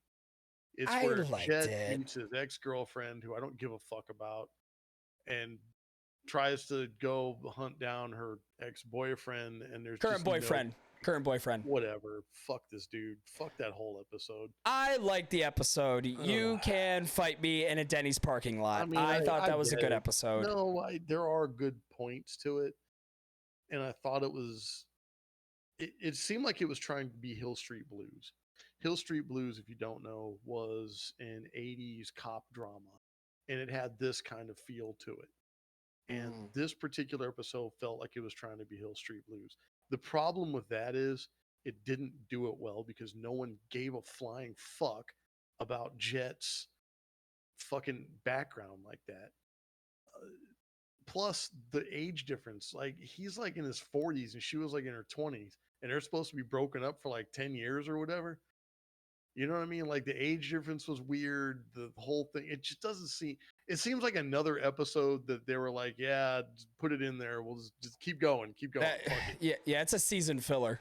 It's a season filler is what that is. I get that you like it, and there are pretty good parts, but you have to admit, if you think about the last 3 minutes of that episode, how confusing and how poorly like planned, and how what in the fuck even happened. They were on a boat, they were getting shot at, he didn't want to shoot, Jet didn't want to shoot, Jet was gonna shoot, he had a flashback about someone shooting him in his arm. What the fuck? And then like it was over, and then he had a blanket, and then he got slapped and went to jail, and there was a clock, and fuck that episode, bro. I think you're confusing another episode. No, that was the episode. Oh, because they explain how he gets shot in the arm. That's right. They explain it. He's like, this was the cost of me running ahead. Yeah. I don't know. I liked that we got to see Jet as an actual human for once, instead of just this crotchety old fucking ship runner. I liked that. It was nice. Yeah, it was nice to kind of see the human side of Jet, where we usually got the hard ass, we need to get this fucking bounty. Like, we need to go do this. So it was nice seeing that for a hot minute. And towards the end, where she was like, you wouldn't let me do a fucking thing. You had to be right. You held my hand. You would not let me live a life. I like humanizing characters in stories. I'm a whore for humanizing characters. That's fair. It's a good thing. I like that too. Yeah, and at the end, when the entire time we see him, I think at the beginning of the episode, we see him looking at this pocket watch sort of thing. And at the end, when he realizes that it's over, there's no rekindling any flame, tosses it in the bay area, the water area right next to him. And that was just a perfect symbolization of like, you know what? She let go, I'm gonna let go. This pocket watch stopped the minute that you left me. Groan. Say what you want. I liked it. Kiss my shiny white ass. So let's move on from that episode really quickly, because there's nothing more to it than that. Oh, Toys in the Attic. Toys in the Attic was one of the other best fucking episodes in the whole goddamn series. 5 lessons. Wait. Lesson. Lesson. If you see a stranger, follow him. God damn it, Ed. Don't be creepy. Look. How did you feel finding out that Ed was the actual hero of that episode? I laughed because at the very end, I was thinking like, where the fuck did Ed go? What happened to Ed? We just see her fucking sleeping. This broad was asleep the whole time. Yeah, just fell asleep, and then the goop is coming at her at like a dangerous pace, and she's like, "Oh, food, hop! My belly's full." Everybody else is dying. What the fuck are you doing? What did you think about what was actually in the freezer? And let me explain to everybody real fast for anyone who doesn't know. They're in the so Bebop. Fucking hard.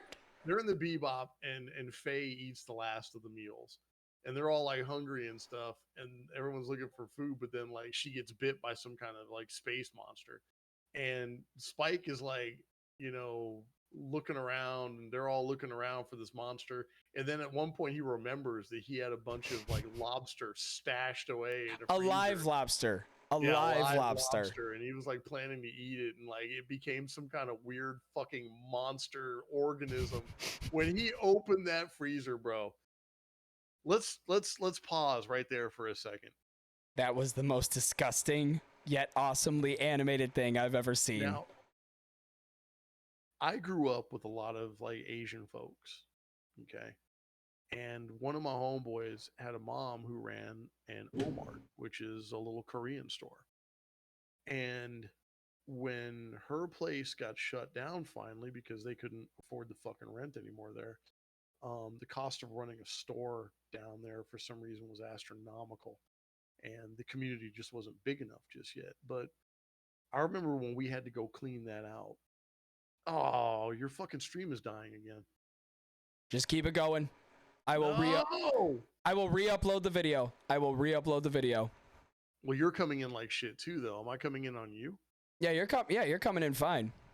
All right. So when we went to go clean that store out, I remember that when we had to unpack that freezer unit that they had in there, they had some kimchi in there that had spilled when they were moving everything around, and I guess the freezer unit got jostled because this jar of kimchi spilled in the back and spilled on something else, and they had unplugged it and nobody had cleaned it out.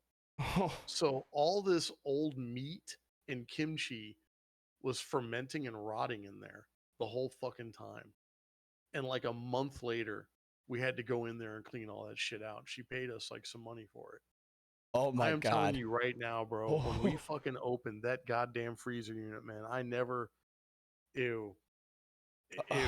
was just slimy and bubbly, and it looked a lot like what was in the freezer on that episode. I can only imagine the smell of that too. Not only the fucking look, but the stank. Bro, the smell. Number one, it's not something you forget very easily. The smell was like not only like rotting flesh, but it was also rotting cabbage because it was kimchi, but it wasn't like being fermented, it was just rotted. And it was actually making us fucking sick. Like for real sick. And the way we got around it was we used, and I'm not kidding about this, we used some Jack Daniels and some of those dust masks, and we were literally huffing Jack Daniels. I mean, that would probably be better than kimchi. That would probably be better than rotting kimchi. It's fucking terrible. Oh my God, I can only imagine that fucking stank. Oh. So anyways, beyond the rotting kimchi, again, this episode used gravity to its fucking advantage. Oh yeah. Another episode that used gravity so perfect. So perfect. Because while he's trying to push this literal fridge out of the ship, it bounces back, and he's like, and it comes back at him opening. It's like, oh shit. He's like, oh God. But it's again, the way gravity was used in this show, they did it so, I cannot stroke the cock of their use of gravity in this. Because you just see him slowly bounce up, use the force to press himself off, and then bounce off the fridge. Magnifique is all I can call that. Magnifique is all I can call that certain scene. You're about to hear something and it has nothing to do with anger. Okay. Okay.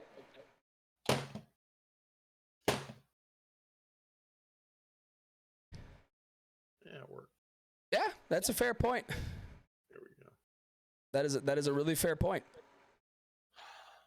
No, Yeah. it's my mouse goes nuts sometimes and will start like clicking on things just for no fucking reason, and I have to get a new mouse. Oh, okay. I was about to say, what's your rebuttal to that? Is there another one? Well, no, I smack it or throw it down, and it usually stops it from being a fucking cunt for a couple hours. I smack it up every now and then. You know, things work when you smack them. Either that or they got to get back in the kitchen. Hey! Hey-o! No, but I thought it was a damn good episode. It was a damn good episode. We watched it multiple times, man. It's a really good episode. Piggy says she has one for you. Well, I probably already have one around here. I just haven't plugged it in yet because I'm fucking lazy. All right, in the first episode, we get 2 parts. Jupiter Jazz, which was one of my favorite 2-part episodes in here. I mean, there's 2 of them to pick from, but... Well, it's one of my favorite total episodes. Okay, all right. I can rock with that. When they go down to a planet full of male prostitutes and prisoners. I mean, the whole fucking planet is nothing but dudes. It's nothing but gay dudes, actually. I wouldn't say all of them. A heavy population is gay. That's not even like, haha, it's funny. No, it's a fact. Go watch the episode. Yeah, no. I mean, even one of the main guys, when Faye says, "Oh, well, are you into me?" and he's like, "I don't like women."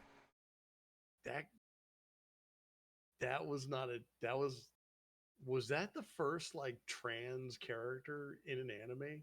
I'm not talking to be shonen. I think that might be trans character. I think that might be. And you know what's interesting about that? And I'm going to get off on a political topic, but not a tangent. Okay. I won't go very far with it, but I will say that it was one of the first times I've ever seen a trans person ever since all this nonsense happened. Back in the day, that was just a really cool character. It was a really cool character with a really cool story, and I think they handled it really, really well.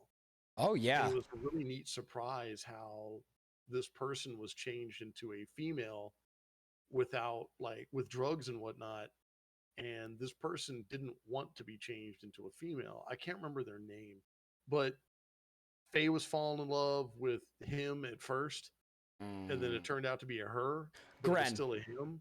It was like one of those in between, and it was a really cool character. And there wasn't any of this lecturing. There wasn't any of this, "Oh, I'm trans, and if you don't like me," or blah, blah, blah. It wasn't any of this bullshit, dude. It was a character. It was written well, and I fucking loved it. Even when Faye asks him, like, "What are you?" and he says, "I am both, yet I am both, but I am nothing." Yeah, I'm both, but I'm nothing equally. I think that's what he said. Loved it. Loved that line so much. And I really like the fact that when Spike and him reconnected, and the reason I'm saying him towards the end is because when they met, he didn't meet Spike as a woman. He met Spike as whoever he was in his past life. And when they met again, there wasn't any of this nonsense about, explain yourself and what are you and who do you, like to fuck or whatever. It was just he met an old friend and he had to send him on one last ride while the dude was dying. That was another heartbreak scene. And this show is very good at doing heartbreak scenes. So if you're very weak with your emotions, do not watch this. That was a real tearjerker, man. Oh, yeah. Not only the first one, but both of those episodes really, they were heavy episodes. They were good episodes. Nico, thank you for popping in, man. Thank you for lurking. We appreciate you being here, Bubba. Sleep tight, Nico. Okay, anyways, keep going. Sorry, Nico threw the lurk out, and I had to call that out correctly. Oh no. Oh shit, he's still there. Okay. Time changes kicked his ass. Huh. Yeah. Yeah, you go back an hour. Oh, it was nice for me. It's 50-50. Okay, before we get off a tangent, we could do bullshit talk after this. Anyway, yeah. Yeah, we are halfway through the series. We're more than halfway through. No, we are halfway. Jupiter Gren Jazz part. That's right. I said that like 3 times. Gren. Yeah, but now I said it. Oh, so now it's correct. Gotcha. I forgot. Yes. I could go fuck myself and then you say it. Forgot that.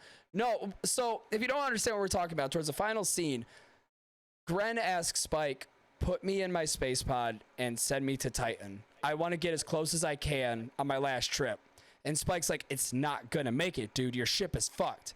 And he says, I don't care. I want to get as close as I can for my last ride. And that, for some reason, just pulled at like the emotional heartstrings for me, because even in his last minute, he was like, I want to go back. I want to go back before shit got fucked up. I'm fucking kind of feeling that right now, because that song is in my head. That na na na na na na na. You know that thing in the background, and the guy is like, "Who is that, father?" It's Ko Tantan, the last spirit, or whatever the fuck he said, man. It's just like that fucking scene is so fucking. It's like, wow, dude, that reaches into your chest, man. It's like, I'm not crying, you're crying. Like I said, if you are not comfortable with your emotions and you can cry easily to a show that has very sentimental scenes, this is not a show for you, or at least the endings. It's damn good, and I love the fact that they just handle it like a character, and they handle it like it should be, and not just a bunch of beat you over the head politics type bullshit. Yeah, it's like just a really good character, really well written. And the gay dudes in there also were well written. It wasn't like a bunch of like, oh my God, I suck dick. Put cum all over my face. No, it was just a bunch of respectable fucking homosexual characters. And they were all treated really well. Like, can we talk about the guy that got his ass consistently beat? Just that dude. Yeah, that dude was, was hilarious. Got his ass beat twice. Hilarious. He was like, I hate off-worlders. Yeah, and some guy walks up, he's like, hey, do you have information? He's like, no, go away. I'm getting a real job. Hey, I'm kind of looking for this place. Go away. I hate off-worlders. I'm getting a real job. Fuck this shit. It was back when they could write actual dialogue and not just treat everybody like a fucking statistic for Twitter or whatever, you know? It was also nice that we didn't get like 2-dimensional characters. We got depth with even side characters too. Oh yeah, dude. Even like people you didn't think about were like, even people you didn't think about were not only 3-dimensional, but there was a resolution, and it's breaking up again. God damn. There was a resolution to the episode, and not only that, but it was you got to see how people changed through the episode. That one dude kind of let his grudge, or Gren kind of let his grudge with Vicious kind of go, and he just wanted to go to Titan one last time. That one dude he hates off-worlders and won't mug him no more. I laughed so hard the second time he got his ass beat. Laughed way harder than I should have. Even Faye kind of changed when she went down to the planet and she found out kind of what Spike was looking for. I liked it. It was a damn good episode. It was a very good episode for character development. I will give you that. Well, it was a good episode in general. It was written really well, and I like how you get to see some of what happened on Titan too. That was very. I liked the interaction between Gren and Vicious. Not a lot of dialogue happened, but enough happened. Where you seen Vicious just stand up out of nowhere, like thinking you're like, oh well, Gren's dead. Just stabs a scorpion out of nowhere, puts his knife in, walks away. So didn't need a lot of dialogue, but it had enough.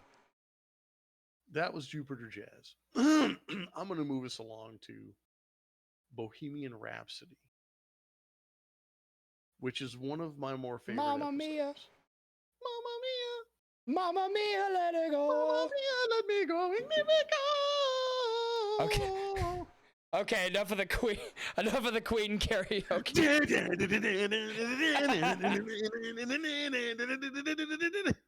You know, that was one karaoke moment from you I was very prepared for. I was prepared for that shit. Bro, that's like saying Marco. Hello. Exactly. She Or, did a haircut. Or Red Robin. That's my point. You can't say Bohemian Rhapsody without at least hitting one line. Don't need the entire song, just one line. So it was they were hunting down Chessmaster Hex. And what it was a series of robberies at the hyperspace gate toll booths. The things you probably don't remember this episode too well. It was one of my more favorite episodes because Jet had to come kind of out of his bubble a little bit and actually do some work. The last time you saw Jet really do anything was with Jamming with Edward, when he was going around looking for information and sympathy for the devil. Up until then, though, Jet really doesn't do anything but like fix ships.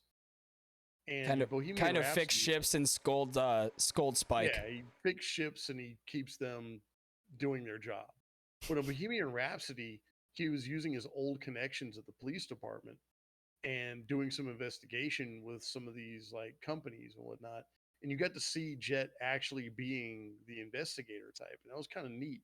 And what I really liked about it was all of us, I'm going to assume, all of us have thought about revenge from time to time. Someone does something to you, some company fires you, someone pulls in front of you at a fucking parking lot.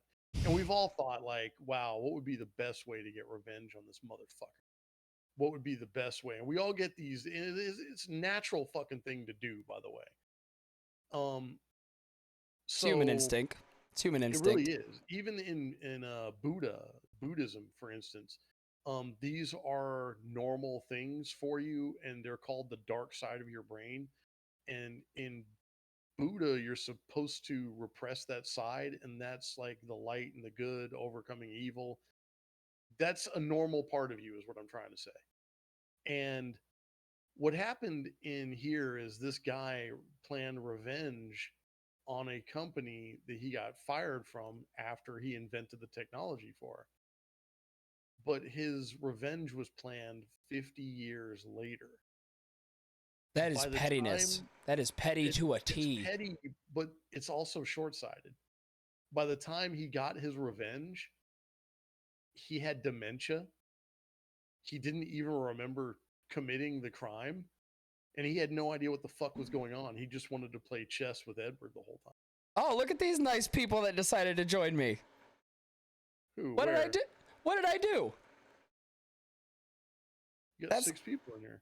Yeah, that's what I'm saying. It's like that's the way he viewed it. Oh, that. I thought you were talking about your Twitch. I was like, what? Where did someone raid you? What the fuck? No, that's what I'm saying. It's like, oh, who are these nice people? He was literally like that when they came in there, and he was like, that dude was pointing a gun at him. He was like, hey, it's a funny looking pipe there, buddy. Like the guy was totally out of his fucking mind on weed. Yeah, he the was guy high as a fucking kite. He was on a different plane of existence. My whole life savings, bop, bop, bop, bop, bop, bop, bop, just lit the place up. And I like how they subtly threw in that Ed was playing chess with the guy. It's like, oh, it's the chess, it's the hex master. And Ed's like, oh yeah, that's what I'm playing. Yeah, he's like, oh, that's what I'm playing with. Edward knows Chess Master Hex because Edward is playing chess with him right now. Again, we stan Ed over on this channel. I love Edward, man. Edward's the fucking shit. Love Edward. All right. Wait, one more thing I want to address with that episode before we move on. Well, I was gonna say after this episode, we're gonna take a little break. I gotta refill my water. I gotta take a piss. We're gonna take a little break, and then we're gonna come back. I love the fact that Edward was about to beat the old man, and the old man saw Edward was about to beat him and got worried for like half a second. But then Edward changed the move and the old man won. And that was the last game that he played before he died.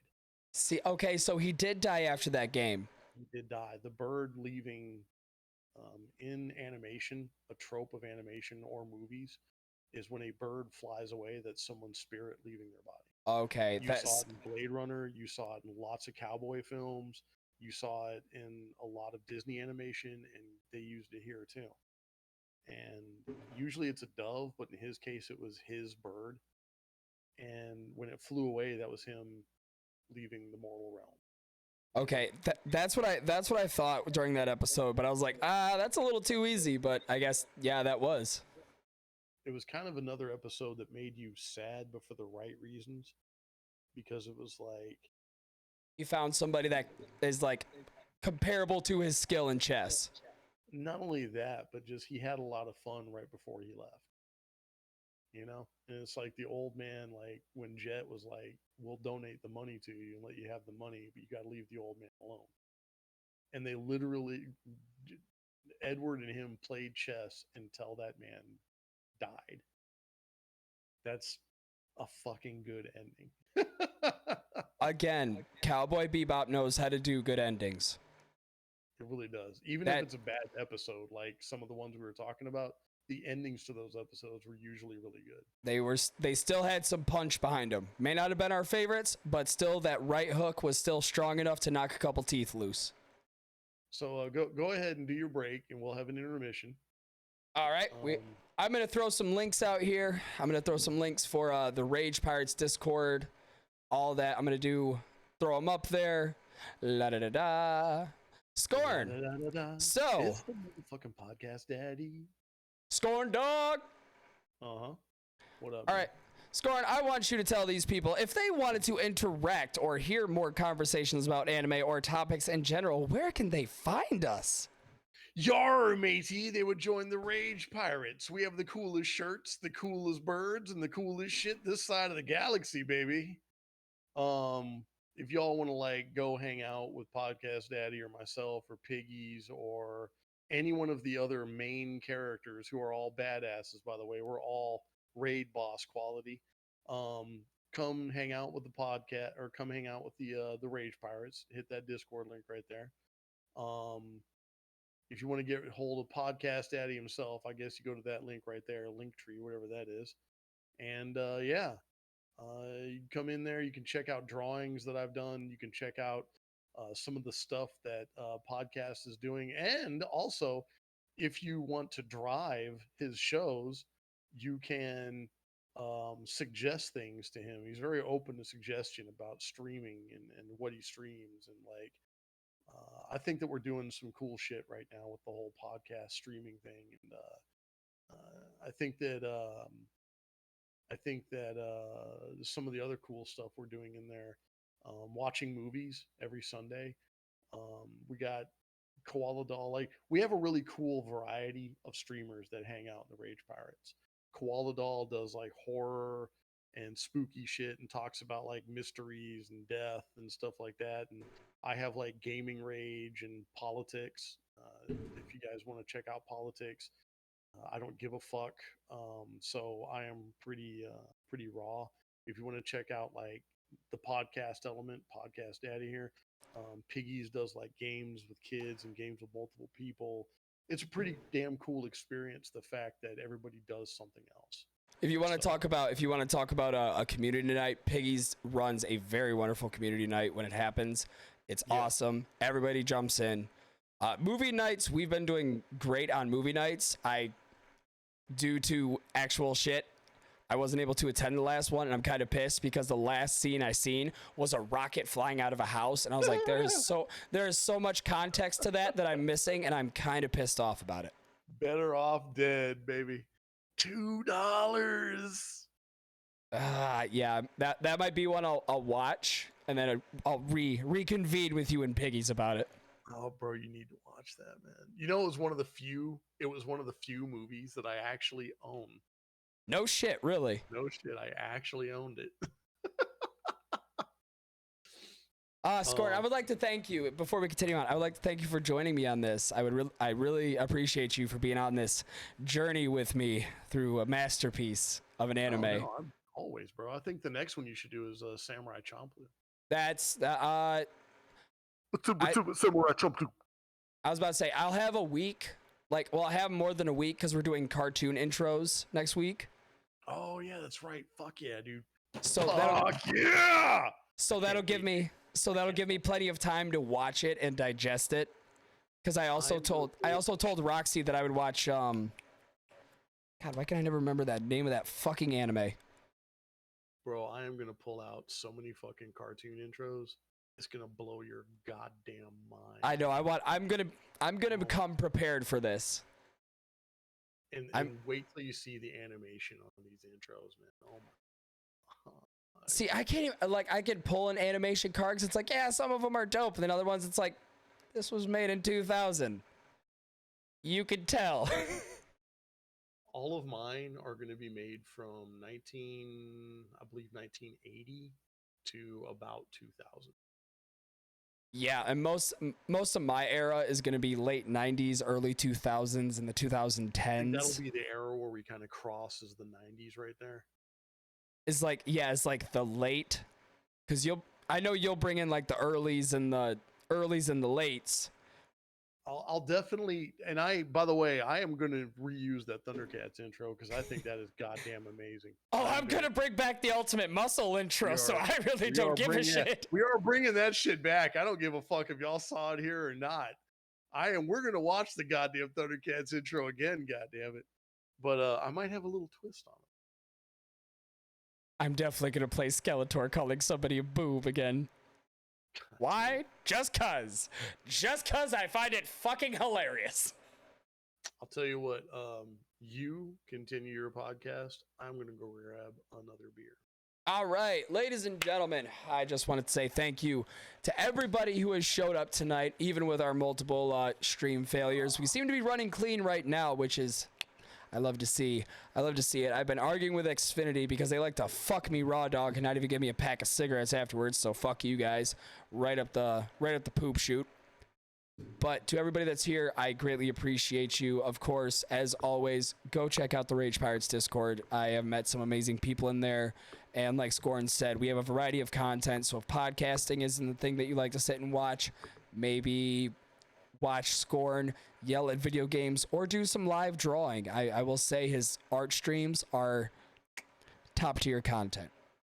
Not only the fact that you get to see the final product, but you get to see it in motion of how it's made. The line work, even the mistakes are interesting because you can see him come back from a mistake that's made and still turn out like it is. You get to see the inking process, the coloring process. It's very interesting to see. Definitely join the Rage Pirates and see the giant fucking gumbo of content that we have offered through that entire Discord server. We do have a really cool Discord server. I was talking about you and Koala too. Y'all do some hella cool ass talking about death and talking about crime and just talking about weird shit. I mean, you and Koala really actually do pretty well together. I think I was talking to you about this actually. It's very hard to find somebody to like mesh with creativity wise. Like where you can just riff off of each other. No, yeah, I agree. Even you and I after a while kind of rub each other the wrong way or like take things like differently than they mean. And I think that we get together we get along pretty well, but both of us have that certain tism that will get in the way from time to time, but you and Koala don't seem to deal with that issue. Well, me and you are both hard-headed. I think that's the problem. Is we are both no way. no, neither of us can be hard-headed. And it doesn't help that I'm an antagonizer as well. Like I like to antagonize the fuck out of people. Jerk for the most part. If y'all want to see an asshole, I like to antagonize. Take a stick and poke him and watch his bullocks grow. I would poke Jesus with a stick and say, "What are you gonna do? Send me to hell?" Would it be Jesus or would it be Humperdinck or Humperdoo? Humperdoo. Humperdoo. Humperdoo. I want, okay, we're going to go on a quick tangent here. I just want to say, you were talking about having big, meaty cojones to shoot a 9-year-old child in the face on, like, TV. You have to have, you have to have some big fucking cojones to have the retarded great grandson of Jesus Christ. You have got to have some giant balls to put that on the plate. Yes, with the Preacher. If y'all ain't watched Preacher, man, go watch Preacher. It's really goddamn good. And if you don't like watching, I would definitely recommend. Read the. You antagonize? Since when? I don't know what you guys are talking. I don't antagonize nothing. I'm a sweet boy. I'm a sweet, wholesome boy. All right. I hear you bubbling your bullshit back there. My Funny Valentine. An episode that is necessary, but was a sit. Yeah, it wasn't necessary for Faye's character development, but it was just a drag. It was a drag to watch. It also had the best side story, though, with the Tamate Bako and how they were looking for a VCR to play that VHS cassette. Why'd you kick it? I don't know. Things work better when I kick them. Yeah, it's like stomping the shit out of it. Yeah, dude. So there's not a whole lot to say about that episode. It's depressing as fuck. We did figure out VCR. We did figure out one very big key point in Faye's story, though. Because when we first meet her, we hear that she has a massive debt, but we don't know where this debt comes from. Why? Yeah, we have no idea where this debt comes from. Come to find out, from the I think it's the gate incident. Isn't that what happened? Actually, yeah, it was that. What it was that doctor lost a lot of money in that gate incident, and when she came to, he tricked her into signing for it, and then he faked his own death. Yeah, because he owed her. She owed like 300 million. What is their currency? Wulans. Yeah, so that's her debt. That's the debt that continuously gets brought up. Her debt, though, it wasn't originally her debt. But I'm saying that's the key point I'm trying to get to is, like, it may have been a drag, like it really was. It was long. It was boring. I was ready for it to be over. When at the very end she draws the outline of her house and she lays down in that bed, and did you notice that the bed was oversized? Mm-hmm. Because that's the way that it would have been when she was a child when that incident happened. Yep, and we start to see, this is the first episode where we kind of get more into Faye's backstory. Yeah, maybe Faye isn't such the hard luck bitch that you really think. Maybe she's just a lost person. Maybe she just got constant right hooks to the face and she's just trying to deal with it the best she can. But, it falls flat just because it's so fucking boring. Oh yeah, it's a drag episode. That's another one where they're like, we got to give her some backstory. Here's this. Even the writers probably sat there and thought, really? Like that we just came up with this in like 15 minutes. Tom was in the shitter when half this happened. Fuck it, it works. Send it. Drive on. Yeah, I guess, man. I guess if it works, fuck it. The next one is Black. Oh. That leads us to Black Dog Serenade. Ooh. This is the one that has Uday Taxum. I don't know. It's that black dude that shot Jet in the fucking arm, and which we find out didn't shoot him in the arm. It was his partner. Yeah, it was his former partner. Bum, bum, bum. It was another episode that was done well, but made no goddamn sense whatsoever. But it was a good episode. It was artistic point, loved it. Story point, It was definitely one of the ones. It's not one that you could throw out, but it was one of the ones that really needed some more polish because they tried to throw in a twist at the end that made no goddamn sense. Look, they build up this character, this dude, this Uday Taxum dude, and they build up this guy to be some kind of like badass, terrorist, assassin, killer guy. I did like his killing scenes. Those were pretty cool. Oh yeah, where he shot that blade out. He did kill. Okay, he did kill. But short of that, I mean, what was his motivation?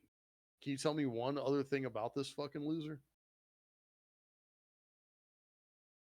That's my point right there. Yes. Yeah, I got nothing. Got fucking nothing, That's my man. point right there. Most of the series, you can tell things about people. All right? You can tell things about people. This particular character was just bad guy to be bad guy. Oh yeah. And I don't know. The animation was good. The ship battles were really cool. The dialogue was pretty damn decent. What was killing it for me was the overall storyline didn't make a whole lot of sense towards the end. He's like, you don't get it. I wasn't the one who shot you. It was me, Jet. What the fuck? Why couldn't it have just been this fucking dude? It would have made more goddamn sense. Yeah, and then, they have that scene where Jet's smoking and he offers the guy a cigarette and he's like, I quit smoking. And then at the end, you get that, line you've seen coming from a mile a fucking way. Where he's like, I'll take that cigarette now, Jet. Didn't see that coming. So anyway, Mushroom Samba. I fucking love this episode so I knew goddamn you were much. gonna like Mushroom Samba. I knew out of everything here you were gonna like Mushroom Samba. I because loved it's the most random episode. Okay, so Mushroom Samba, what it deals with is the crew is starving. They don't have any money for food, and they're kind of just going for scraps at this point. So Ed decides to go down and sort of just interact with the world. She finds some mushroom. Yeah, she finds some. She finds these mushrooms from this dealer, and then she decides to take them back to the ship because she sees Ein, because she sees Ein eat one, and Ein just boop, boop, freaks out and starts hopping around in like circles. just bunny hopping. So of course Ed, being the half cartoon, half I want to see what happens, takes it, just leaves some out there, and then of course the rest of the crewmates come and they eat these mushrooms. By the way, they're like a high-powered psychedelic. Mushroom. Yeah, they're high-powered psychotropic. And in the ship, we see 3 different scenarios after they all ingest these mushrooms. First, we hear Jet having this deep philosophical conversation with his bonsai trees. He's talking to his bonsai tree. Just this deep philosophical, having this inner soul searching conversation. Not that bad. Understandable. Okay, that one's normal. Then we go to Faye. Faye goes to the bathroom, and all of a sudden she's drowning in the toilet. And when Ed walks, overflows and the toilet gets 50 stories tall and floods the place with water, and she thinks she's swimming in the bathtub water. And then Ed walks by, and we just see Faye standing in front of the toilet, just pulling one of the swimming numbers. She's doing the butterflies. What it is. And then my favorite one was how Spike interacted with it, because we see Spike walking up these gigantic steps, a long list of steps, and a frog pops out of nowhere, and he's like, this is the stairway to heaven, right? And Spike's just normal Spike, just, I don't care. He says, you obnoxious toad. And just keeps walking. But then we see it. When Edward passes him, he's just on the same step, just doesn't move a single step, just keeps going in the Spike fashion, hands in his pockets, kind of head down a little bit, just step on one single step. That again, when I talk about this show, knows how to toy that line between comedic and fucking over the top. This is an episode where they knew how to do comedy very well. Oh yeah, they went over. They had enough serious shit, and they were like, let's do something dumb. Yeah, and they did it right. They did a dumb episode just right. Because it wasn't too stupid. Wasn't too stupid. Wasn't too serious. I like the chick dressed up in the leather jacket and the fucking cheetah skin with the fucking shotgun, who was hunting the guy for killing her husband with the mushrooms or whatever. He laughed himself to death. There's nothing wrong. You can check my trunk. Ein and Ed are sleeping in the trunk. That's because they get tired of walking and they want to follow this chick, and their little like bike had broke down or whatever. How do you explain the kid and the dog? I don't know how they got there. And then while they're arguing, you see Ed just kind of like do what Ed does and just slime her way out of the trunk. Yeah, like the way that she moves. Like very Looney Tune-ish. Like, jumps out and she does the whole like sliding thing and just like kind of like a worm or like a snake.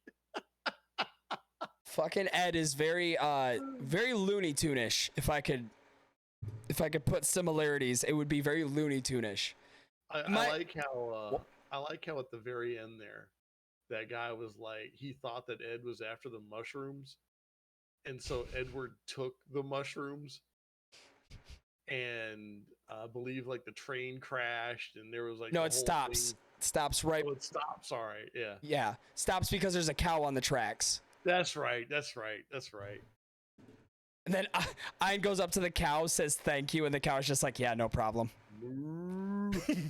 Translation, no problem. No, it was the dog. The dog went up there and was like, hey, thanks. The cow was like, no problem. But yeah, I remember that now, yeah. It's fucking stupid. And of course, it would be a miss if I did not talk about my favorite little scene of animation in that episode when Ein and Ed are walking in the desert and you just see Ed rolling in a human ball. Something about that scene I just absolutely loved. I don't know what it was. It was just fascinating to me. So I kind of made a boo-boo, but the next episode is Speak Like a Child. This is the one where they had the Tamate Baka. My Funny Valentine was actually more boring than what we were talking about, because the cool shit that happened in that didn't even happen in that. My Funny Valentine was garbage as an episode. Speak Like a Child. I mean, we were in the same ballpark. Yeah, it's the same fucking episode. Anyway, whatever. Speak Like a Child was another one of those. They had the old VHS. That was cool. They were buildings and time capsule, all that shit. I will say I did. I don't know if it was this episode where where Faye watches the tape a little further. Yeah, that's the episode, right? Okay, again, like we've said multiple times, even the boring episodes have a wonderful ending. Yeah, I will admit the ending when she's watching herself, when she's teenage Faye, and she's like, "Go Faye," and she's like doing the little cheer for herself or whatever. It's kind of melancholy and kind of bittersweet, because it's like she has amnesia and she can't remember that part of her life. And how would you feel watching yourself be so full of joy? Yeah, so full of joy, and your whole life is ahead of you. Like, what would you do if you could look in a mirror and see yourself from 15, 17, whatever, depending on, what your life was like, Right. But what would you do if you look back and saw yourself so full of joy and so full of life, and you didn't recognize yourself at all? It's just like, wow, what did I turn into? That's the kind of moment that she kind of has. And so I will say that as boring as that episode was, it did have another damn good moment at the very end. Again, the show may have its boring episodes, but the endings always seem to just like reel you back in. Like, you want the episodes to end, but the endings are like, okay, we got you. Come back here. Come on. And I will also be the first one to admit that they can't all be bangers. You know what I mean? No. Like Primus said, they all can't be zingers. So we go from Speak Like a Child to Mishmash Blues. I don't remember the Mishmash Blues. Oh, yeah. Okay, I know what that is. Mishmash Blues was, from what I read, because I read it while I was watching the anime, while I was watching the episodes. Apparently, Mishmash Blues was just like a collective of scenes. That's all that it was. It's just a collective of scenes, because Actually, la-di-da-di-da-da-da-da-da-da. Basically, when it got banned in Japan on TV, they're like, "Oh, here's scenes. Here's scenes from it." That's all it is. So I mean, I'd love to tell you more. I didn't watch it because it just said it was scenes from like previous episodes, and I was like, I just watched every fucking thing up to this. I hate the fucking collected episodes. Yeah. Oh, I'm with you. I'm right with you on that. So we're just gonna fly right past it. Oh, it's the only one that's never been dubbed. That's why I don't remember it. It never came out in America. I mean, my guy, I could send you to a couple sites. No, I can find it if I really wanted it. But the fact is, it just Yeah, especially if it's called Mishmash Blues. Like, you know, it's just gonna be one of them episodes where they just. I've already moved on. Wild Horses.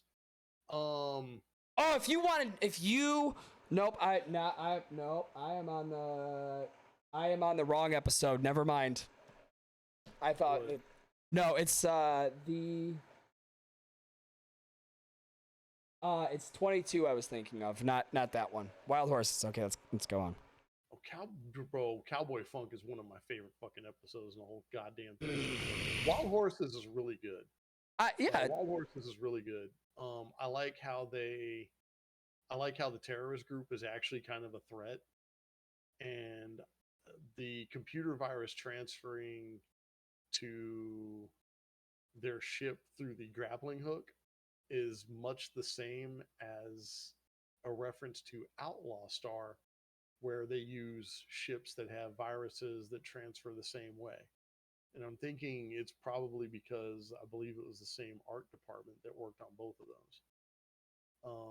And if I watched Outlaw Star, I can make that comparison. Eventually, that's one of those that you're gonna have to eventually watch. I got a list, man. I got a list. I liked the fact that Faye went and like gambled her money away, and that's the only reason that she didn't get caught in the Bebop when all that shit went down. Mm-hmm. I like how she kind of had to be the hero at that point. I believe it was Faye and Edward had to go be the hero. So it was kind of neat seeing Spike and Jet kind of taken out of that role and those two put into that role. You know? Are you saying that you can actually have female characters be the good guys at the end of the story without it being fucking? Imagine that a child who was more like a trained SEAL and a female like gambler chick who is a strong character because we respect her as a character and not just a sex object, but she doesn't browbeat us over the head with feminism and all this other bullshit. I mean, let's not act like she was wearing some pretty she was rocking that outfit pretty well. Let's not deny that fact. I mean, yeah, she was, but what I'm saying is, how many times did you really think about her chest? Never. Because she was a cool character and you didn't give a fuck. That's my point. That's how you do a good female character, folks. That's how you do a good. She had her tits hanging out the whole fucking time. I didn't give a fuck because she was cool and I just wanted to see what she was going to do. I wanted to learn more about her backstory. Once I found out she had amnesia, I was like, I need to know more. I need more of this. Once you make these characters three-dimensional characters, they stop being just whatever they are and they start being people to you. That's why I said I am a whore for humanizing characters. I am a whore for it. And it's moments where they get thrown in the hero role that they are human to me. Not just side characters, not just little throwaway pieces. So Wild Horses had a simple scenario. It was a bunch of terrorist dudes were robbing a bank and they were taking over ships and they were going to crash them into the dome that was guarding the planet or whatever. It was a pretty cool little story, but I don't know. It was very simple. That was it. Yeah, nothing detrimental to the plot. They did something happened, and then they got taken out. It wasn't something big like you need to watch this for plot. It's like that's a nice little story. I like it. Yeah, there weren't any like memorable bad. I think the bad guys all had like Mickey Mouse heads on them or something like that, and then like there were pink Mickey Mouse heads, and then. Yeah, it's like I said, it's a nice episode, just to get kind of like a side story. The episode after that. Yes! My Piero Le Fou. My favorite episode of the entire series. I will say that loudly and proudly. Well, we already talked about it. Well, I want to say this for anybody. Okay. No, don't you I'm skip. kidding. Go ahead, man. I'm About to just say, fucking- don't you skim over this one. We said it. We were talking about it in the beginning, and when we were kind of just giving like a general overview of how we felt about the show. And of course, I had to bring up episode 20 because I even put in Discord. I was like, episode 20 is by far my favorite episode in this series. Not only do we see Spike getting his shit rocked, but instead of getting a very upbeat, jazzy tune or just an upbeat tune in general, when an action scene happens like it does in any other episode in the series, we get this dark droning noise while we see Spike getting his ass handed to him on a silver plate. Yeah, ass handed to him on a silver platter with 2 sides and a biscuit. And it wasn't a simple ass whooping. It was a Street Fighter 4 you wanted to prove a point combo that he was getting. Yeah, he was getting whooped like fucking like Tekken type ass whooping. It looked like Lei Wulong was just beating the shit out of somebody. That was after a KO, like just bop bop, still going. And it was wild the look that Spike gave him when he landed and he was getting up and like his hands were shaking and shit. It's like Spike was actually afraid of this dude. Like the first time, he really thought he was gonna die. Because the rest of the time we just see Spike, whooping ass, ponsering people. Yeah, it's not a fair fight when it comes to Spike. It's just simple wham bam, thank you ma'am. But this one, he was legitimately afraid of the opponent he had in front of him. And I think that made that, like I was telling you in the very beginning, the sense I had in my chest watching that, I had actual tension in my chest because I was like, oh, he gonna die. I like how the episode ended, how he lost his concentration and dropped that shield that he has, that psychic shield. It was because of the cat, remember? It was just that alley cat hissed at him, and he was like screaming at the alley cat, and fucking Spike was about to die, and he just like had that knife and he threw it in his leg, and all of a sudden that was all it took, and the dude just started crying. He was like, "Mommy, it hurts, mommy." And for context, it was said that he may have the body of an adult, but he was regressing. His mind was regressing in age. Yeah, so he may look like 40. He would be about, I would say 8. If we can go off the general context of how he used those lines, I would say 8 at best. But that was, like I said, those lines were haunting because we see this man just go on a killing rampage. We see him kick Spike in his shit. We see this man as an unstoppable killing machine, and a simple alley cat and a knife getting thrown at him, and he is on the floor crying for his mom. That was such a switch in tone. Spike was fucking shocked when he was looking at it. Like he was like, "What the fuck?" Yeah, like, he was even like, "What?" Yeah, he's like, this guy handed me my own ass. What? Wait, what? Did you notice that Goofy from fucking Goof Troop stepped on him and killed him? Yeah. That was funny shit. I might have cackled at work. That shit was hilarious. And then the ending line Spike says, "I hate amusement parks." I hate amusement parks, Chet. It's just small lines that Spike has sometimes where it's just like, you are one nihilistic motherfucker. I mean, he's got a good reason to hate him, though. I mean, that kind of shit happens there, you know? Yeah, you can, 9 times out of 10, when you show me a horror movie or something, it's taking place in an amusement park. Fuck amusement parks. Yeah, I agree. Fuck amusement parks. They're way too goddamn expensive. All right, anyways, continue on. We're going on to episode 21. Boogie Woogie Fang. Boogie Feng Shui. I wasn't a fan. Was not a fan of this episode. Kind of one of those I was ready for it to end. I don't even remember this episode. I'm reading this and I'm just like, what? It's a Jet episode. It's a Jet episode. I remember some kind of circular object and something that they put in something else. Basically, Guy gets an email from one of his from an ex syndicate member that Jet was trying to help get out of the syndicate, but of course, Oh God, I remember this. Okay, yeah. Yeah, if I have to say that, it's not an episode that'll last in your brain. Oh God, this episode was not my least. It was not my least favorite. That goes the least favorite episode in this whole goddamn thing was definitely My Funny Valentine. That this fucking boogie woogie feng shui, it was so. You know what? I'm gonna have to say it, man. I'm gonna have to change this. Boogie woogie feng shui is my least favorite episode because for as much as I didn't like My Funny Valentine, at least I remembered it. Right. Boogie woogie feng shui is so bad, and it's not even the bad kind of bad. It was boring. It was just, I don't even fucking remember it. I'm about one of the biggest Cowboy Bebop marks you'll fucking find. And I don't even remember this fucking episode. It's garbage. And the ending didn't even bring you back. Like, if the ending doesn't even catch you, that's... All I remember was like, please. And I think this was actually one of the few episodes where I actually turned the fucking channel and watched something else. I was just so fucking over it. That's probably why I don't remember it at all. Yeah, the only reason I remember it is because this was one of the like 6 episodes I had to clear today. That's the only reason I could remember something like that. It was just boring. It was a generic, I sent an email from the grave so you could bring me my daughter so I could see her one last time. Dad, I hate you, but I love you. It was just like, okay. All right. Okay. All of this is coming back to me now. Yeah.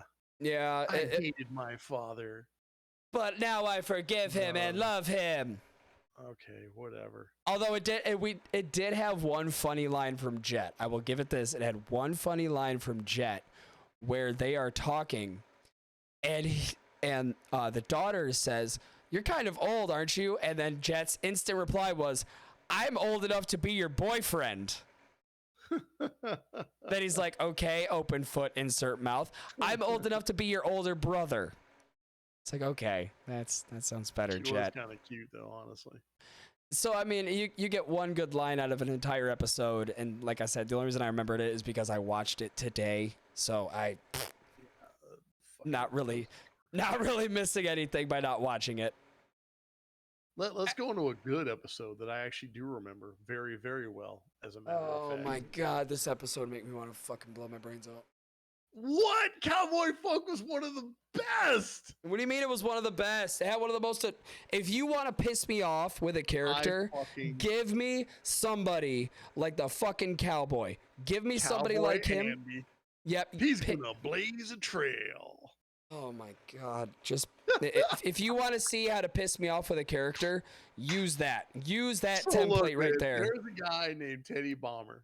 And Teddy Bomber wants to blow up buildings because and he gets interrupted every fucking time. That was funny as fuck. That was funny as shit. Every time he gets excited too. He's like, "This is why I'm doing it." Oh, hey, look at that.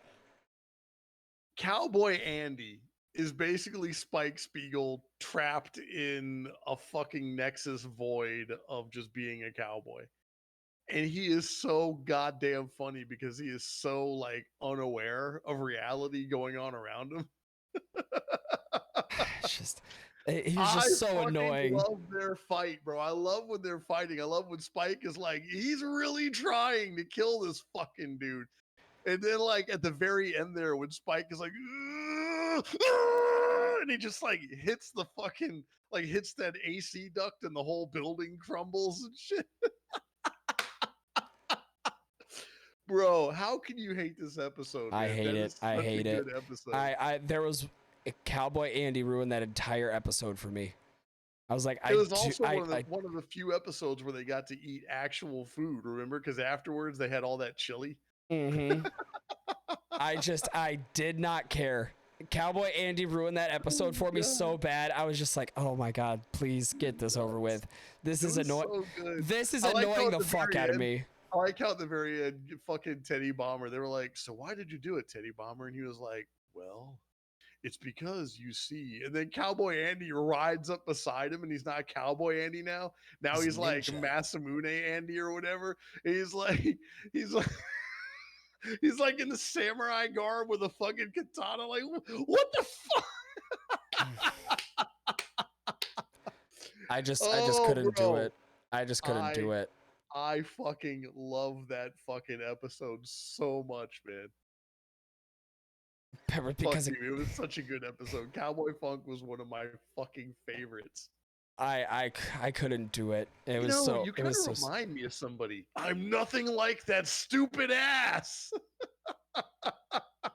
Oh, this okay.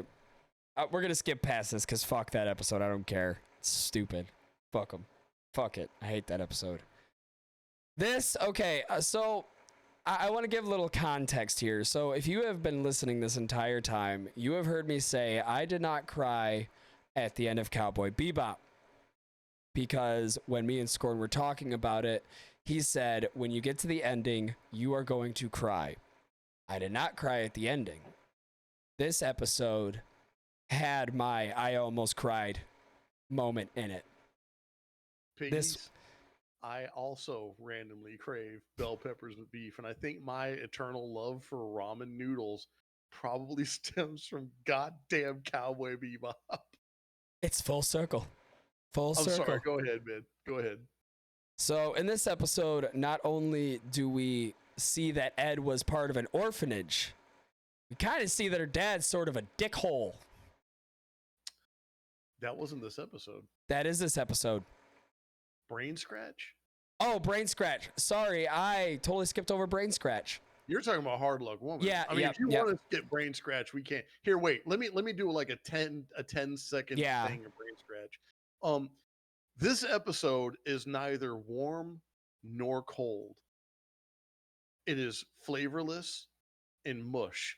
And so now I will spew it out of my mouth, achieving nothing.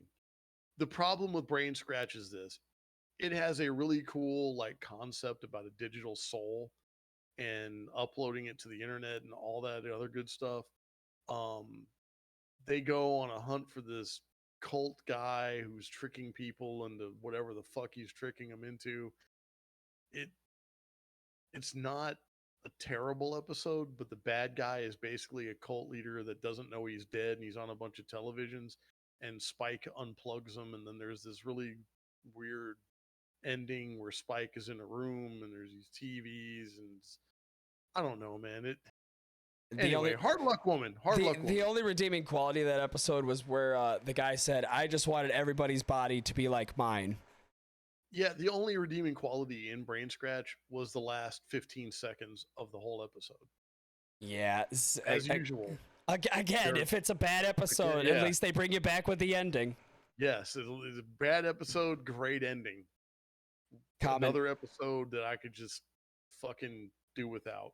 Right. So now we get to Hard. We get to one of the most heartbreaking episodes, in my opinion, of what it was. So yes. We get more of Ed as a character. We actually get to find out that Ed is a human being. Does have parents. Yeah, not just some cartoonish, cartoonish genius, which we appreciate. I'm not saying that we don't like Ed, but do you remember Ed's name? Fuck off. Edward Wong Hao Pepaloo Tivrutsky the Fourth. Said the person who said the third the first time. Hey, fuck off. At least I know the name. That's way too long of a name, bro. That's way... Edward Wong Hao Pepaloo Tivrutsky the Fourth. Yep. And we also meet... Which, by the way, is bullshit. Oh? It's not even her name. If she is Edward Wong Hao Pepaloo Tivrutsky the Fourth, that means her father is Edward Wong Hao Pepaloo Tivrutsky the Third. That is not his fucking name. That's right. That's not. She's totally bullshitting everybody about her own fucking name, dude. God, I love Ed so much. there's every episode. It's like there's reasons I just love Ed more and more, and Ed is the shit. That. Ed's dad is probably the coldest man in the whole goddamn series. Yeah, he really is, because he's like, I think I dropped my kid off at an orphanage. Yeah, he dropped his think. kid off at an orphanage and like forgot and left for like 10 years. Yeah, he's like, I think I dropped her off at an orphanage. And then when Ed, finally meets her dad again, he's like, my son. Are you a girl? It's no, are you the first thing thing they say to each other is their actual family name, which is Jacques. Oh yeah. Because that's their family name is Jacques. Edward is actually Edward Jacques. Yeah, and then the scene cracks me up where it's like, oh, my boy, are you a girl? Yeah, he was like, were you a boy or were you a girl? That just her fucking dad with some of his lines are just perfect. And then we get another scene where Spike just gets his shit rocked. Bro, he tries to attack Edward's dad because of like a misconception of a wanted poster or something like that. Where they thought it was like 50 million Wuhans is how much he was worth. Like he's actually worth like 50 Wulogs. And you want to talk about float like water. This motherfucker was a stream. This motherfucker didn't float like nothing, bro. He was like stone monkey kung fu. Fucking Spike was trying to hurt him. He was blocking with one hand while he was talking. And he just wrecked Spike's shit, dude. It's funny as fuck. And like the whole time you're watching it, like this guy is beating the shit out of him. And fucking Jet is standing right there like, nah, I'm not taking no part of this. Yeah, nope. You handle this. If this is how you go against Spike, nope. I'm just gonna chill. I'm just gonna sit here and I'm gonna enjoy the show. And now we come to the scene that almost broke me as a man. Almost broke me. At the very end, we have Ed's dad asking Ed, would you like to come with me on my adventures? Oh, yeah. And at the end of the episode, we see Ed leave the Bebop. And Ein starts following Ed. And Ed tells Ein, go back to the ship. I'm going to be gone for a long time, and I probably won't come back. And then Ein keeps barking, and Ed's like, do you want to come with me on my adventure? And of course they leave. I almost cried during that. That was the scene where I was like, honestly, bro, when that dog left with Ed, you're right. It fucking hurts. Yeah. Eating those eggs by themselves. Yeah, it was just those two. And just those two sitting eating the eggs.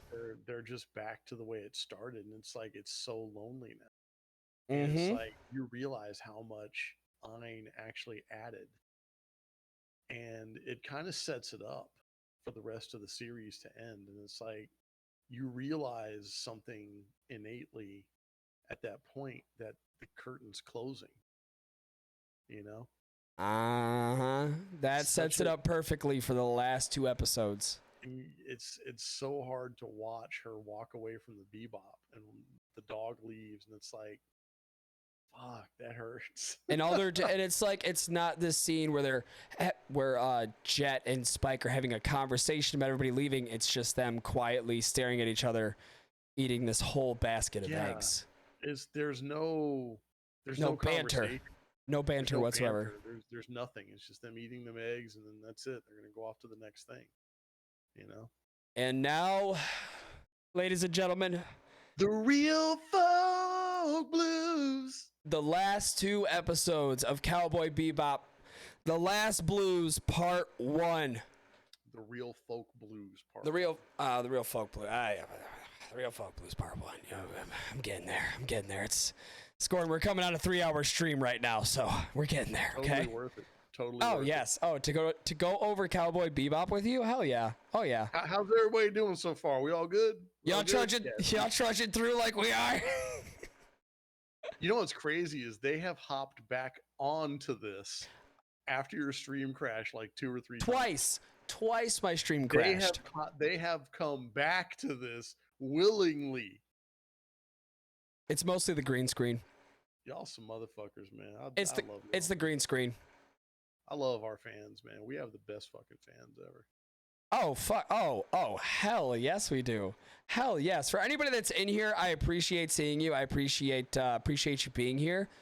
And maybe I'll give you some kisses the next time I see you. Give you a big old smooch right on the cheek. Don't you fucking me. I want a big old smooch on the cheek. No, old Hank, you get nothing. You get fucking nothing. Oh yeah, be rough. Deny me. Oh, my sack grows. You're getting a dick picture. It's happening now. Like, I know I threaten it, but now it's just gonna happen. All right, so the Real Folk Blues. The first episode is It's a two-parter. It's a two-parter. It's a two-parter, and the first episode sets up the second. The first episode is kind of, it's all right. It sets it up. So I think honestly, you're just skipping over the first. Yeah, it's just it's building up. It's building up for the end. Vicious does this and that. He fucks up trying to take over the organization. Everyone's being hunted down. People are dying left and right. Faye actually meets Julia, and that's the only thing that really happens. Yeah, the rest Faye of it comes in and tells Spike, he's like, "Oh yeah, I met Julia." And Vicious, he's about to be executed. Of course, the crow comes out of crow comes out of nowhere, just fucking explodes up like a bomb. You know? Yeah. There wasn't a lot that happened, and you are riding up the mountain on a bike, but when you get to the peak, which is episode 2, you just fucking barrel down that bitch. Oh yeah, dude. So episode 2 starts off with like a fucking gunfight. Right off the rip. Julia and Spike are reunited, and they're trying to escape this fucking gangster squad. They're just trying to escape the life in general, because Julia agrees. She's like, let's just leave. Let's just go. And Julia is hot, by the way. She's fucking cute. I mean, she is hot. If we're going over hot women in Cowboy Bebop, Faye has my heart. Don't you fuck with me right now. Faye is all right, but I like my crazy broads. Okay. Yeah, that's fair. Yeah. she's always carrying those handcuffs around, so that kind of. Exact. See, it's like. What about Faye? She's crazy. Yeah, she's crazy. There it is. There's the kicker. Fair enough. So Julia gets shot. I seen that coming. I honestly didn't. Yeah, I did. As soon as I seen that scene where Spike got shot and she took care of him, and I knew that there was like a triangle going on there, I was like, oh, she gonna die. She gonna die. I didn't figure on that. When she got shot, I was like, wow, what a fucking waste. He finally gets with her and they kill her off. It's like, wow, that's kind of fucked up. But it sets up Spike's absolute last fucking stand. And I like how he goes back to the Bebop to talk to Jet one last time. You know? Like, he tells a story. He tells a story about a 1,000-striped cat. And then as soon as he's done ending with that story, he's like, you know what was something about that story? I always hated it. Like, it wasn't like a joke. It was just like, I always hated that fucking story. So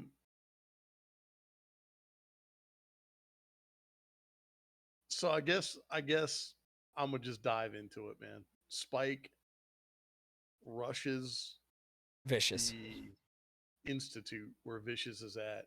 Oh, that fight scene. He fucking fights his way up, all the way up the building. Oh, that gunfight.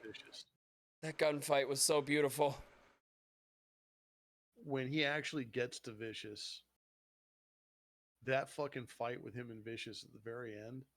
Oh my God, bro. That's the stuff legends are made out of. Perfect. That animation was spot fucking on. They fucking knew exactly where to put their best efforts. They were like, we're going to end this motherfucker strong, dude. I'm getting a little choked up because I know that it's coming. I know it's coming. I know what's coming. When Spike and Vicious have their fight, he finally kills Vicious. And Spike turns around and he's walking down the stairs. And if you will go to your phone right now, and you didn't know that I did this, did you? Let me If you'll guess. go to your phone right now. No, asshole. I knew exactly what you posted because the first time you posted it, you deleted it right after. So if you'll go to your phone right now and type in Spike Spiegel bang, you'll see the last fucking scene. And he comes down the stairs, and dude, there's no way he can fight these dudes. And you're just like, I think he's even holding an empty gun, or he's not holding a gun at all. No, Like, he just finger guns it. And he's just staring at the rest of these dudes, man. And he pulls out his hand and finger guns, and he's like, in a tired voice, he's like, bang. And then he falls down dead. Credits. And it's, oh God, it hurts so bad, man. Oh my God. If you, bro, I cried. Fucking, I was like, oh, I cried. You're crying. My homeboy is like, fucking peppers. Who's cutting onions around here? God damn it. Bro, man, it hurts so bad. And then that very last line, you're going to carry that weight through the whole goddamn series. It's always, see you next time, Space Cowboy. See you next time, Space Cowboy. Then at the very last line, you're going to carry that weight. It's chef's kiss, man. Just that's perfect fucking ending. I do like in the fight when they clash and both their weapons go to each side of them. The sword goes to Spike and the gun goes to Vicious, and they're like, "Nah, if we're gonna do this, it's gonna be on fair terms." And he tells him, he says that you know that she's dead, and like he tosses the weapon, and then he fucking old boy tosses the weapon over, and that's when they finish it. Just that, and that stomach slash too. Oh. When he blocked Vicious's attack with the barrel of the gun, and he had the blade stuck in the barrel, that was fucking amazing, man. Oh my God. The animators knew what they were doing with that. If y'all don't know, you need to watch this fucking series, and you need to fucking see that fucking final fight scene, man. Oh my God, bro. And I believe that you and I have like done a couple of fight scenes. We ought to do that one of these days too. Anime fight scenes that are just fucking amazing. Oh, are we talking like anime fight scenes or just like anime fucking hits to oblivion? No, like fight scenes, it hits to oblivion, whatever. Just something that makes you go, God fucking damn, that looked like, oh my. There's so many fucking, that right there is one of my top 10 fucking fight scenes, is Vicious and Spike, very last fight. It is fucking amazing. It's not in my top 10, but I can give credit where credit's due. It's really damn good. I feel like it was a little short. I think that's my gripe with it. It didn't need to be long though. That was the thing about it, is it didn't need to be long. They're both lethal motherfuckers, you know? And they had their fight, they did their thing. That was all they needed to do. It didn't need to go on for 20 minutes. You know, it didn't need to be an episode of Dragon Ball Z where Vicious like powers up and gets a bigger sword, and then Spike gets a better gun, and then like, come on, man. Spike just needed a 9mm. Vicious just needed a fucking katana. Sorry, the real life shit. Yeah, I don't know. I like my fight scenes to last a little longer than 2 minutes. I will be that person to say that. Fair enough. You know, I understand what they were going for. They wanted to, you know, both these people are lethal. Both these people can do serious fucking damage to each other. I would have kind of liked to seen that for longer than 2 minutes. How about this? You still have to watch the animated feature, the movie. Fair point. Yes, I do. In the movie, there is a fight scene between Spike and the main villain that, trust me, is longer than 2 fucking minutes. They go at it, man. And it is goddamn brutal. This dude hits Spike in the stomach so hard that Spike actually vomits. Oh. It is brutal shit, man. These dudes are fucking beating the shit out of each other. And I think that one I might clear in like a week or two, because I need to like get away from Cowboy Bebop after watching that. Well, the reason I say that is because you could check it out, and then on our next talking like this, the anime intros, we could like quickly talk about the movie a little bit. Okay, bet. Oh, definitely. Yeah. If we could cover it there, yeah. We could do the movie real quick and then do the anime intro things, the cartoon intros and whatnot, if you wanted to roll it into one episode. I could do that. I could definitely do that. The movie is awesome, but it doesn't bear enough weight to carry a whole podcast episode. Right. Like we're sitting here shooting at 3 hours.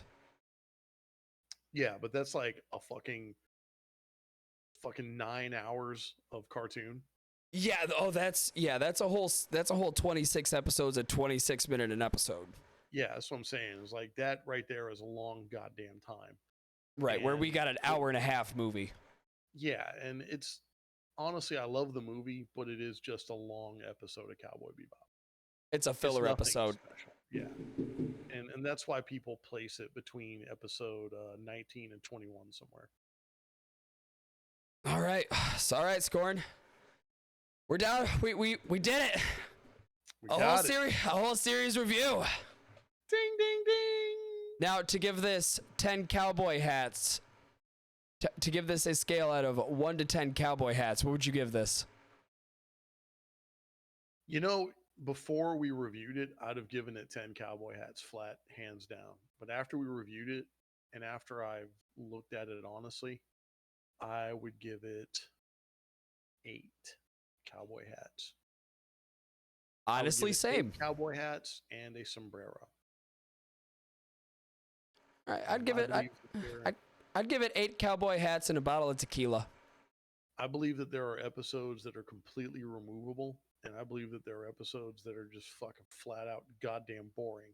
However, the boring episodes needed to be there, and the episodes you could easily live without were some of the better ones.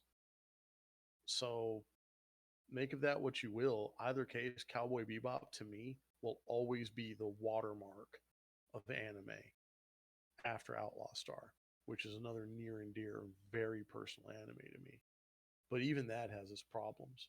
The thing about Cowboy Bebop is that it was made in a time where anime was being pigeonholed to either being rape-ame or anime porn or, fucking Fist of the North Star type shit.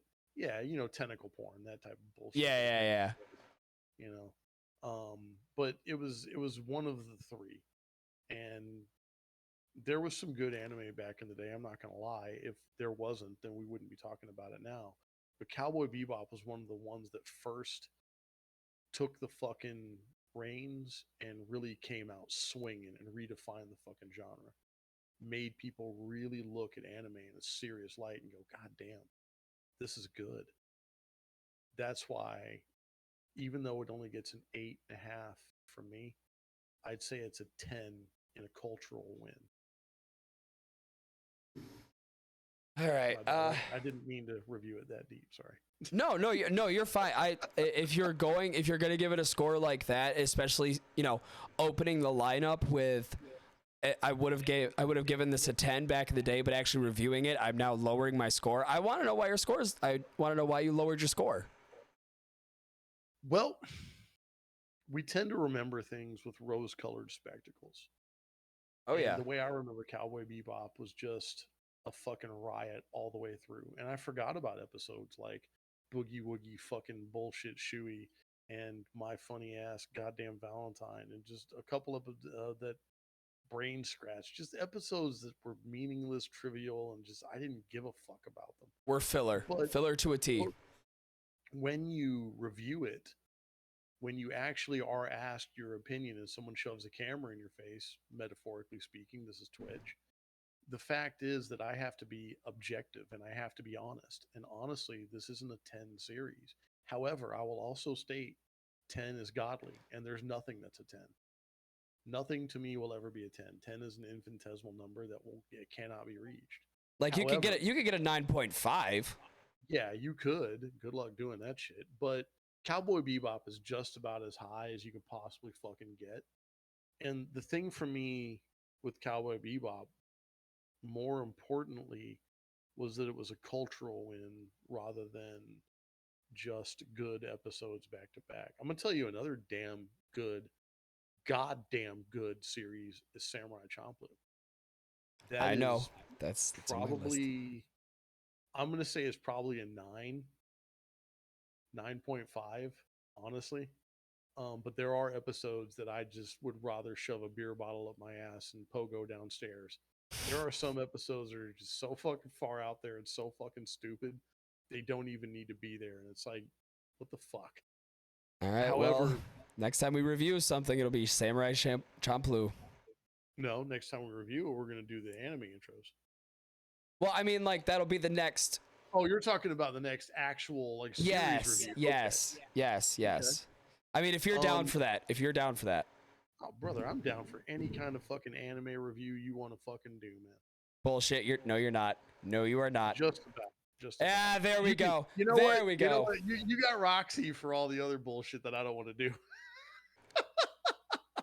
Look, I tried getting Roxy to suffer through Bobobo. Even she was like, I'm not doing this shit. You know, fuck that. Yeah, she won't even touch that. So. And neither will I. It's fucking garbage. It's trash. Okay. Anyways. Fucking anime was dying right there. Oh, that's what Cowboy Bebop fought against, and then they just brought it out any goddamn way. Oh yeah, let's just act like one show was a complete downfall. Okay. Let me ask you a question. You watch What's a up? lot of anime. Have you ever even heard of Gun X Sword? In my brain, there's a spot for it, but I cannot put pictures to. A lot of people have never heard of it. One of these days, you're gonna have to watch Gun X Sword because it's a lot like Cowboy Bebop. But Gun X Sword has a happy ending. Gun X Sword. Let's see. Let's see if I have. Everybody looking it up right now. Yeah, that's what I'm doing. Yep, it's one of those. I know it exists. I've never seen it. It's actually pretty goddamn good, and it has a lot of the same tropes. You know the three old guys from Cowboy Bebop? Mm-hmm. Three old dudes are also in Gun X Sword. If you look at the guy from Gun X Sword, I can't remember his name, but he looks a lot like Spike. Like they have a lot of similarities between them. The kid, the woman, the pet, it's the same. There's a lot of similarities, but it's so different of a series. It's not the same series. But I'm sorry, my bad. This was a Cowboy Bebop thing. I'm getting off topic. No, it's all good. I was about to say I'll give my honest, and then we'll chill and we'll get the fuck out of here. Fair enough.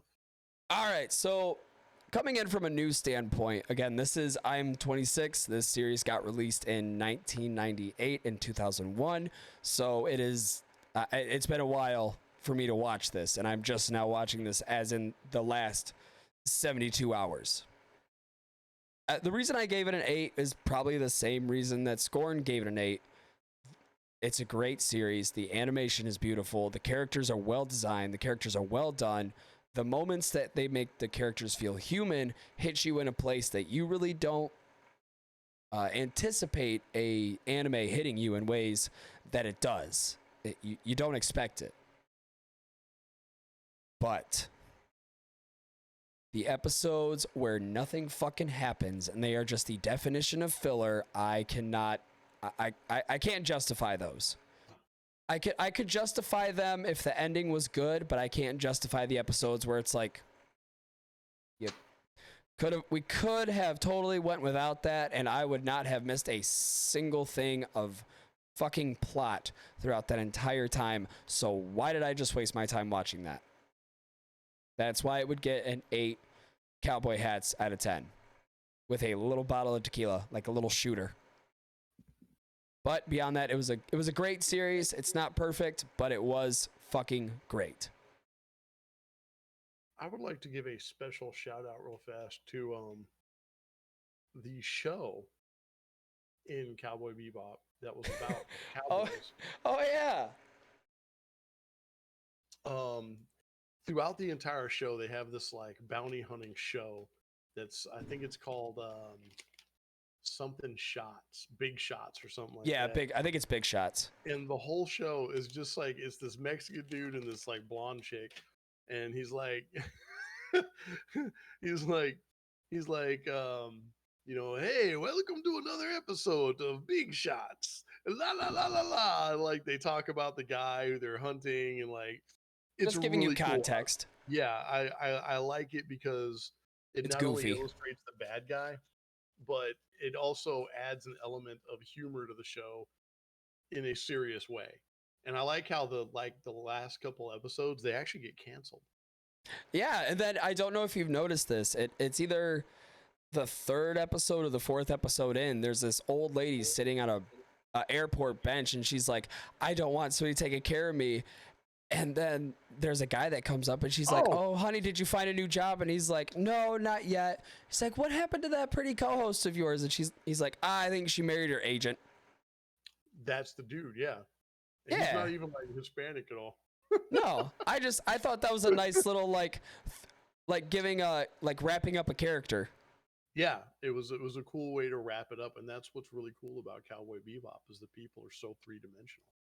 Yeah, even side characters like that still get 3-dimensional, and that's how you do characters. I will stand by that stance.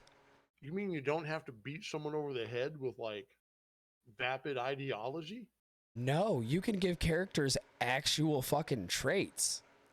An actual humanization. I know it's a wild concept nowadays, but it is possible, people. It is very possible. Holy crap, dude. That's insane. Okay. It blows my mind too. Blows my goddamn mind. All right. Ladies and gentlemen, we are coming on a 3-hour fucking stream. You know what else was a 3-hour tour? Gilligan's Island. Never seen it.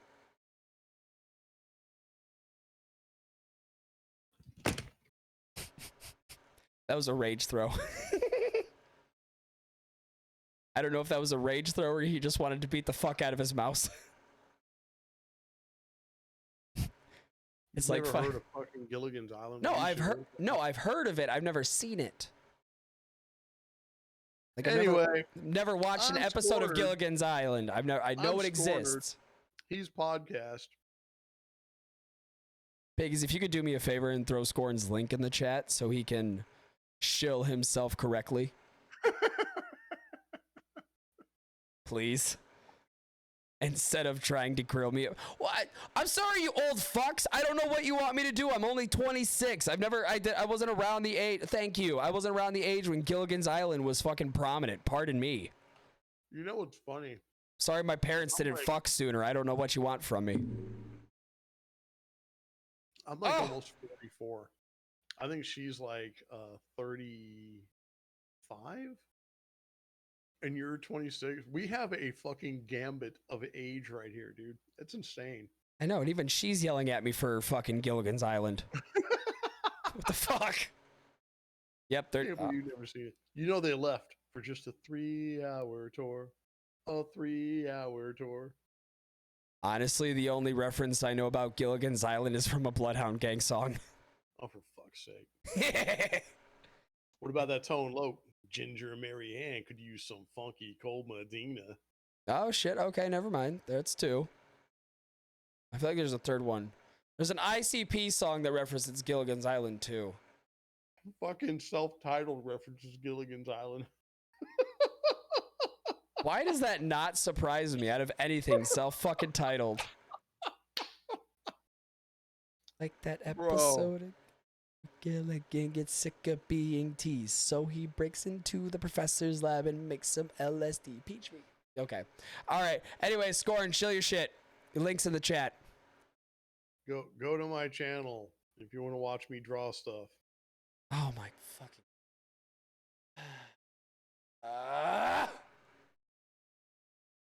Go to my channel if you want to watch me rage at video games and be unprofessional as shit.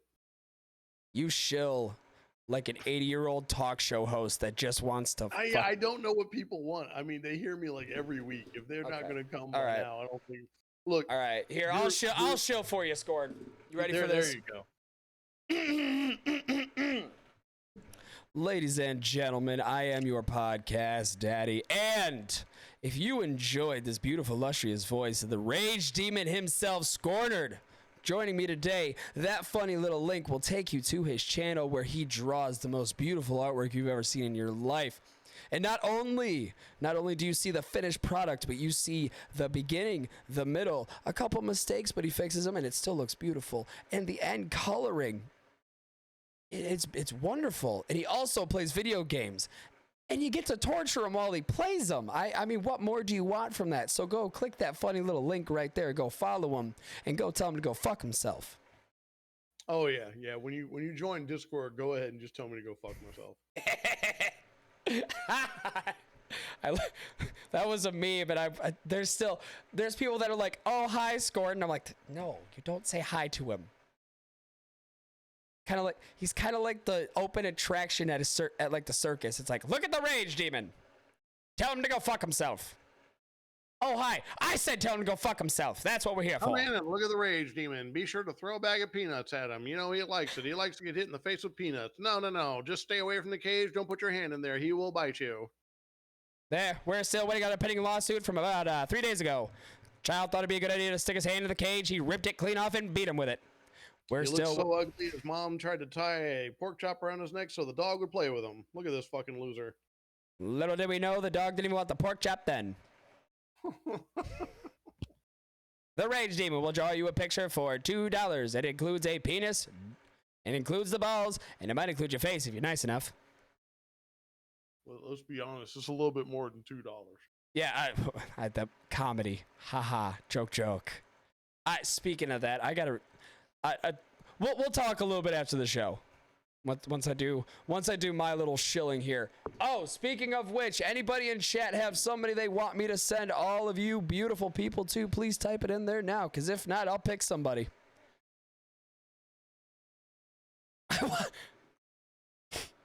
Score and check chat. That's for you. I know that's for you. $2. Okay. 10 newspapers. 1 week. $2. Just keep cash. Talking. Keep talking.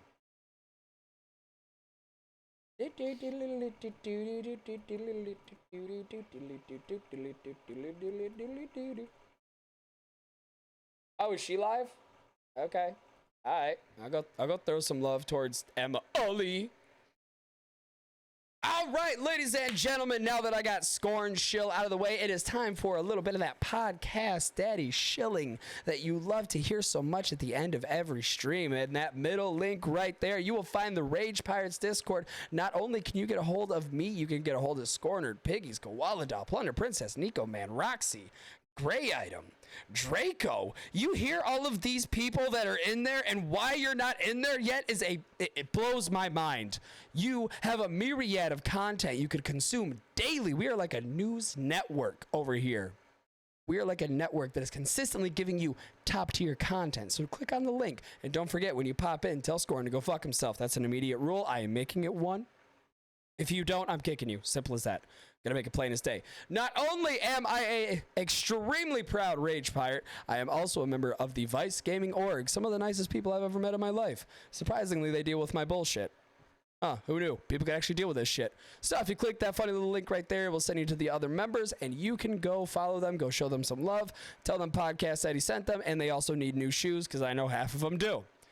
And if you do not like seeing me on Twitch, or you just want to get a hold of me more and try and talk to me, have a conversation with me, you can click that last link. It'll send you to my link tree, which will take you to my Instagram, my TikTok, my Twitter, and uploads of the podcast, which are going up every Tuesday. Not this Tuesday, because I have some very small, minute things that I want to tweak before I start releasing normal episodes by myself. This will, of course, be on YouTube and Odyssey after it's done. But if you want to find the podcast, you can go anywhere podcasts are listened to, such as Apple, Spotify, Google Playlist, or anywhere podcasts are played. And I think that's all the shilling I have. So tonight we are going to raid Emily. Thank you very much, Piggy, for actually putting in somebody to raid. Da-da-da-da. God damn this. I hate how some of you people spell your fucking name. I will tell you, if you want to have a goddamn aneurysm, try and raid Koala. Dead ass. You want to have a fucking aneurysm trying to rate somebody after a stream? Try and type Koala's name when you're high energy. You will fuck it up so hard. So anyways, I'm going to... oh, not reply. What the fuck is reply? No, I want raid. Raid, you whore. There. God fucking... I hate this. I'm gonna... can't say that on Twitch. Caught myself. That was almost the third Kurt Cobain joke I've made tonight. Oh, that's why I type it so you can copy paste it. Oh, look, the raid has been created. I did it. All right, ladies and gentlemen, we're going to give it a proper send-off. If you were here for 1 minute, 10 minutes, an hour, or the entire thing, I appreciate you so much for giving me your time of day. Now, as always, sleep comfortable, have sweet, candy-coated dreams, and as always, keep your balls clean. Oh, and that's a motherfucking show. Ooh. Skorn, you still there?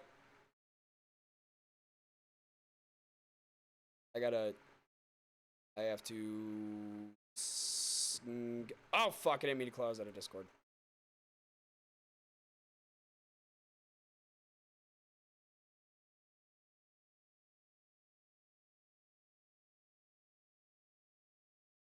I'm fucking... that pisses me off. I was wondering why I couldn't hear you, and then I'm like, oh wait, I accidentally pressed the Q button. Yeah, no, it wasn't I muted you, it was I deafened and muted myself. Cause I'm a little bit autistic.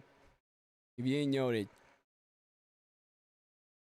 Skorn, buddy, I appreciate you so much for this, dude. For what? For just doing this with me. Oh, okay. I was like, what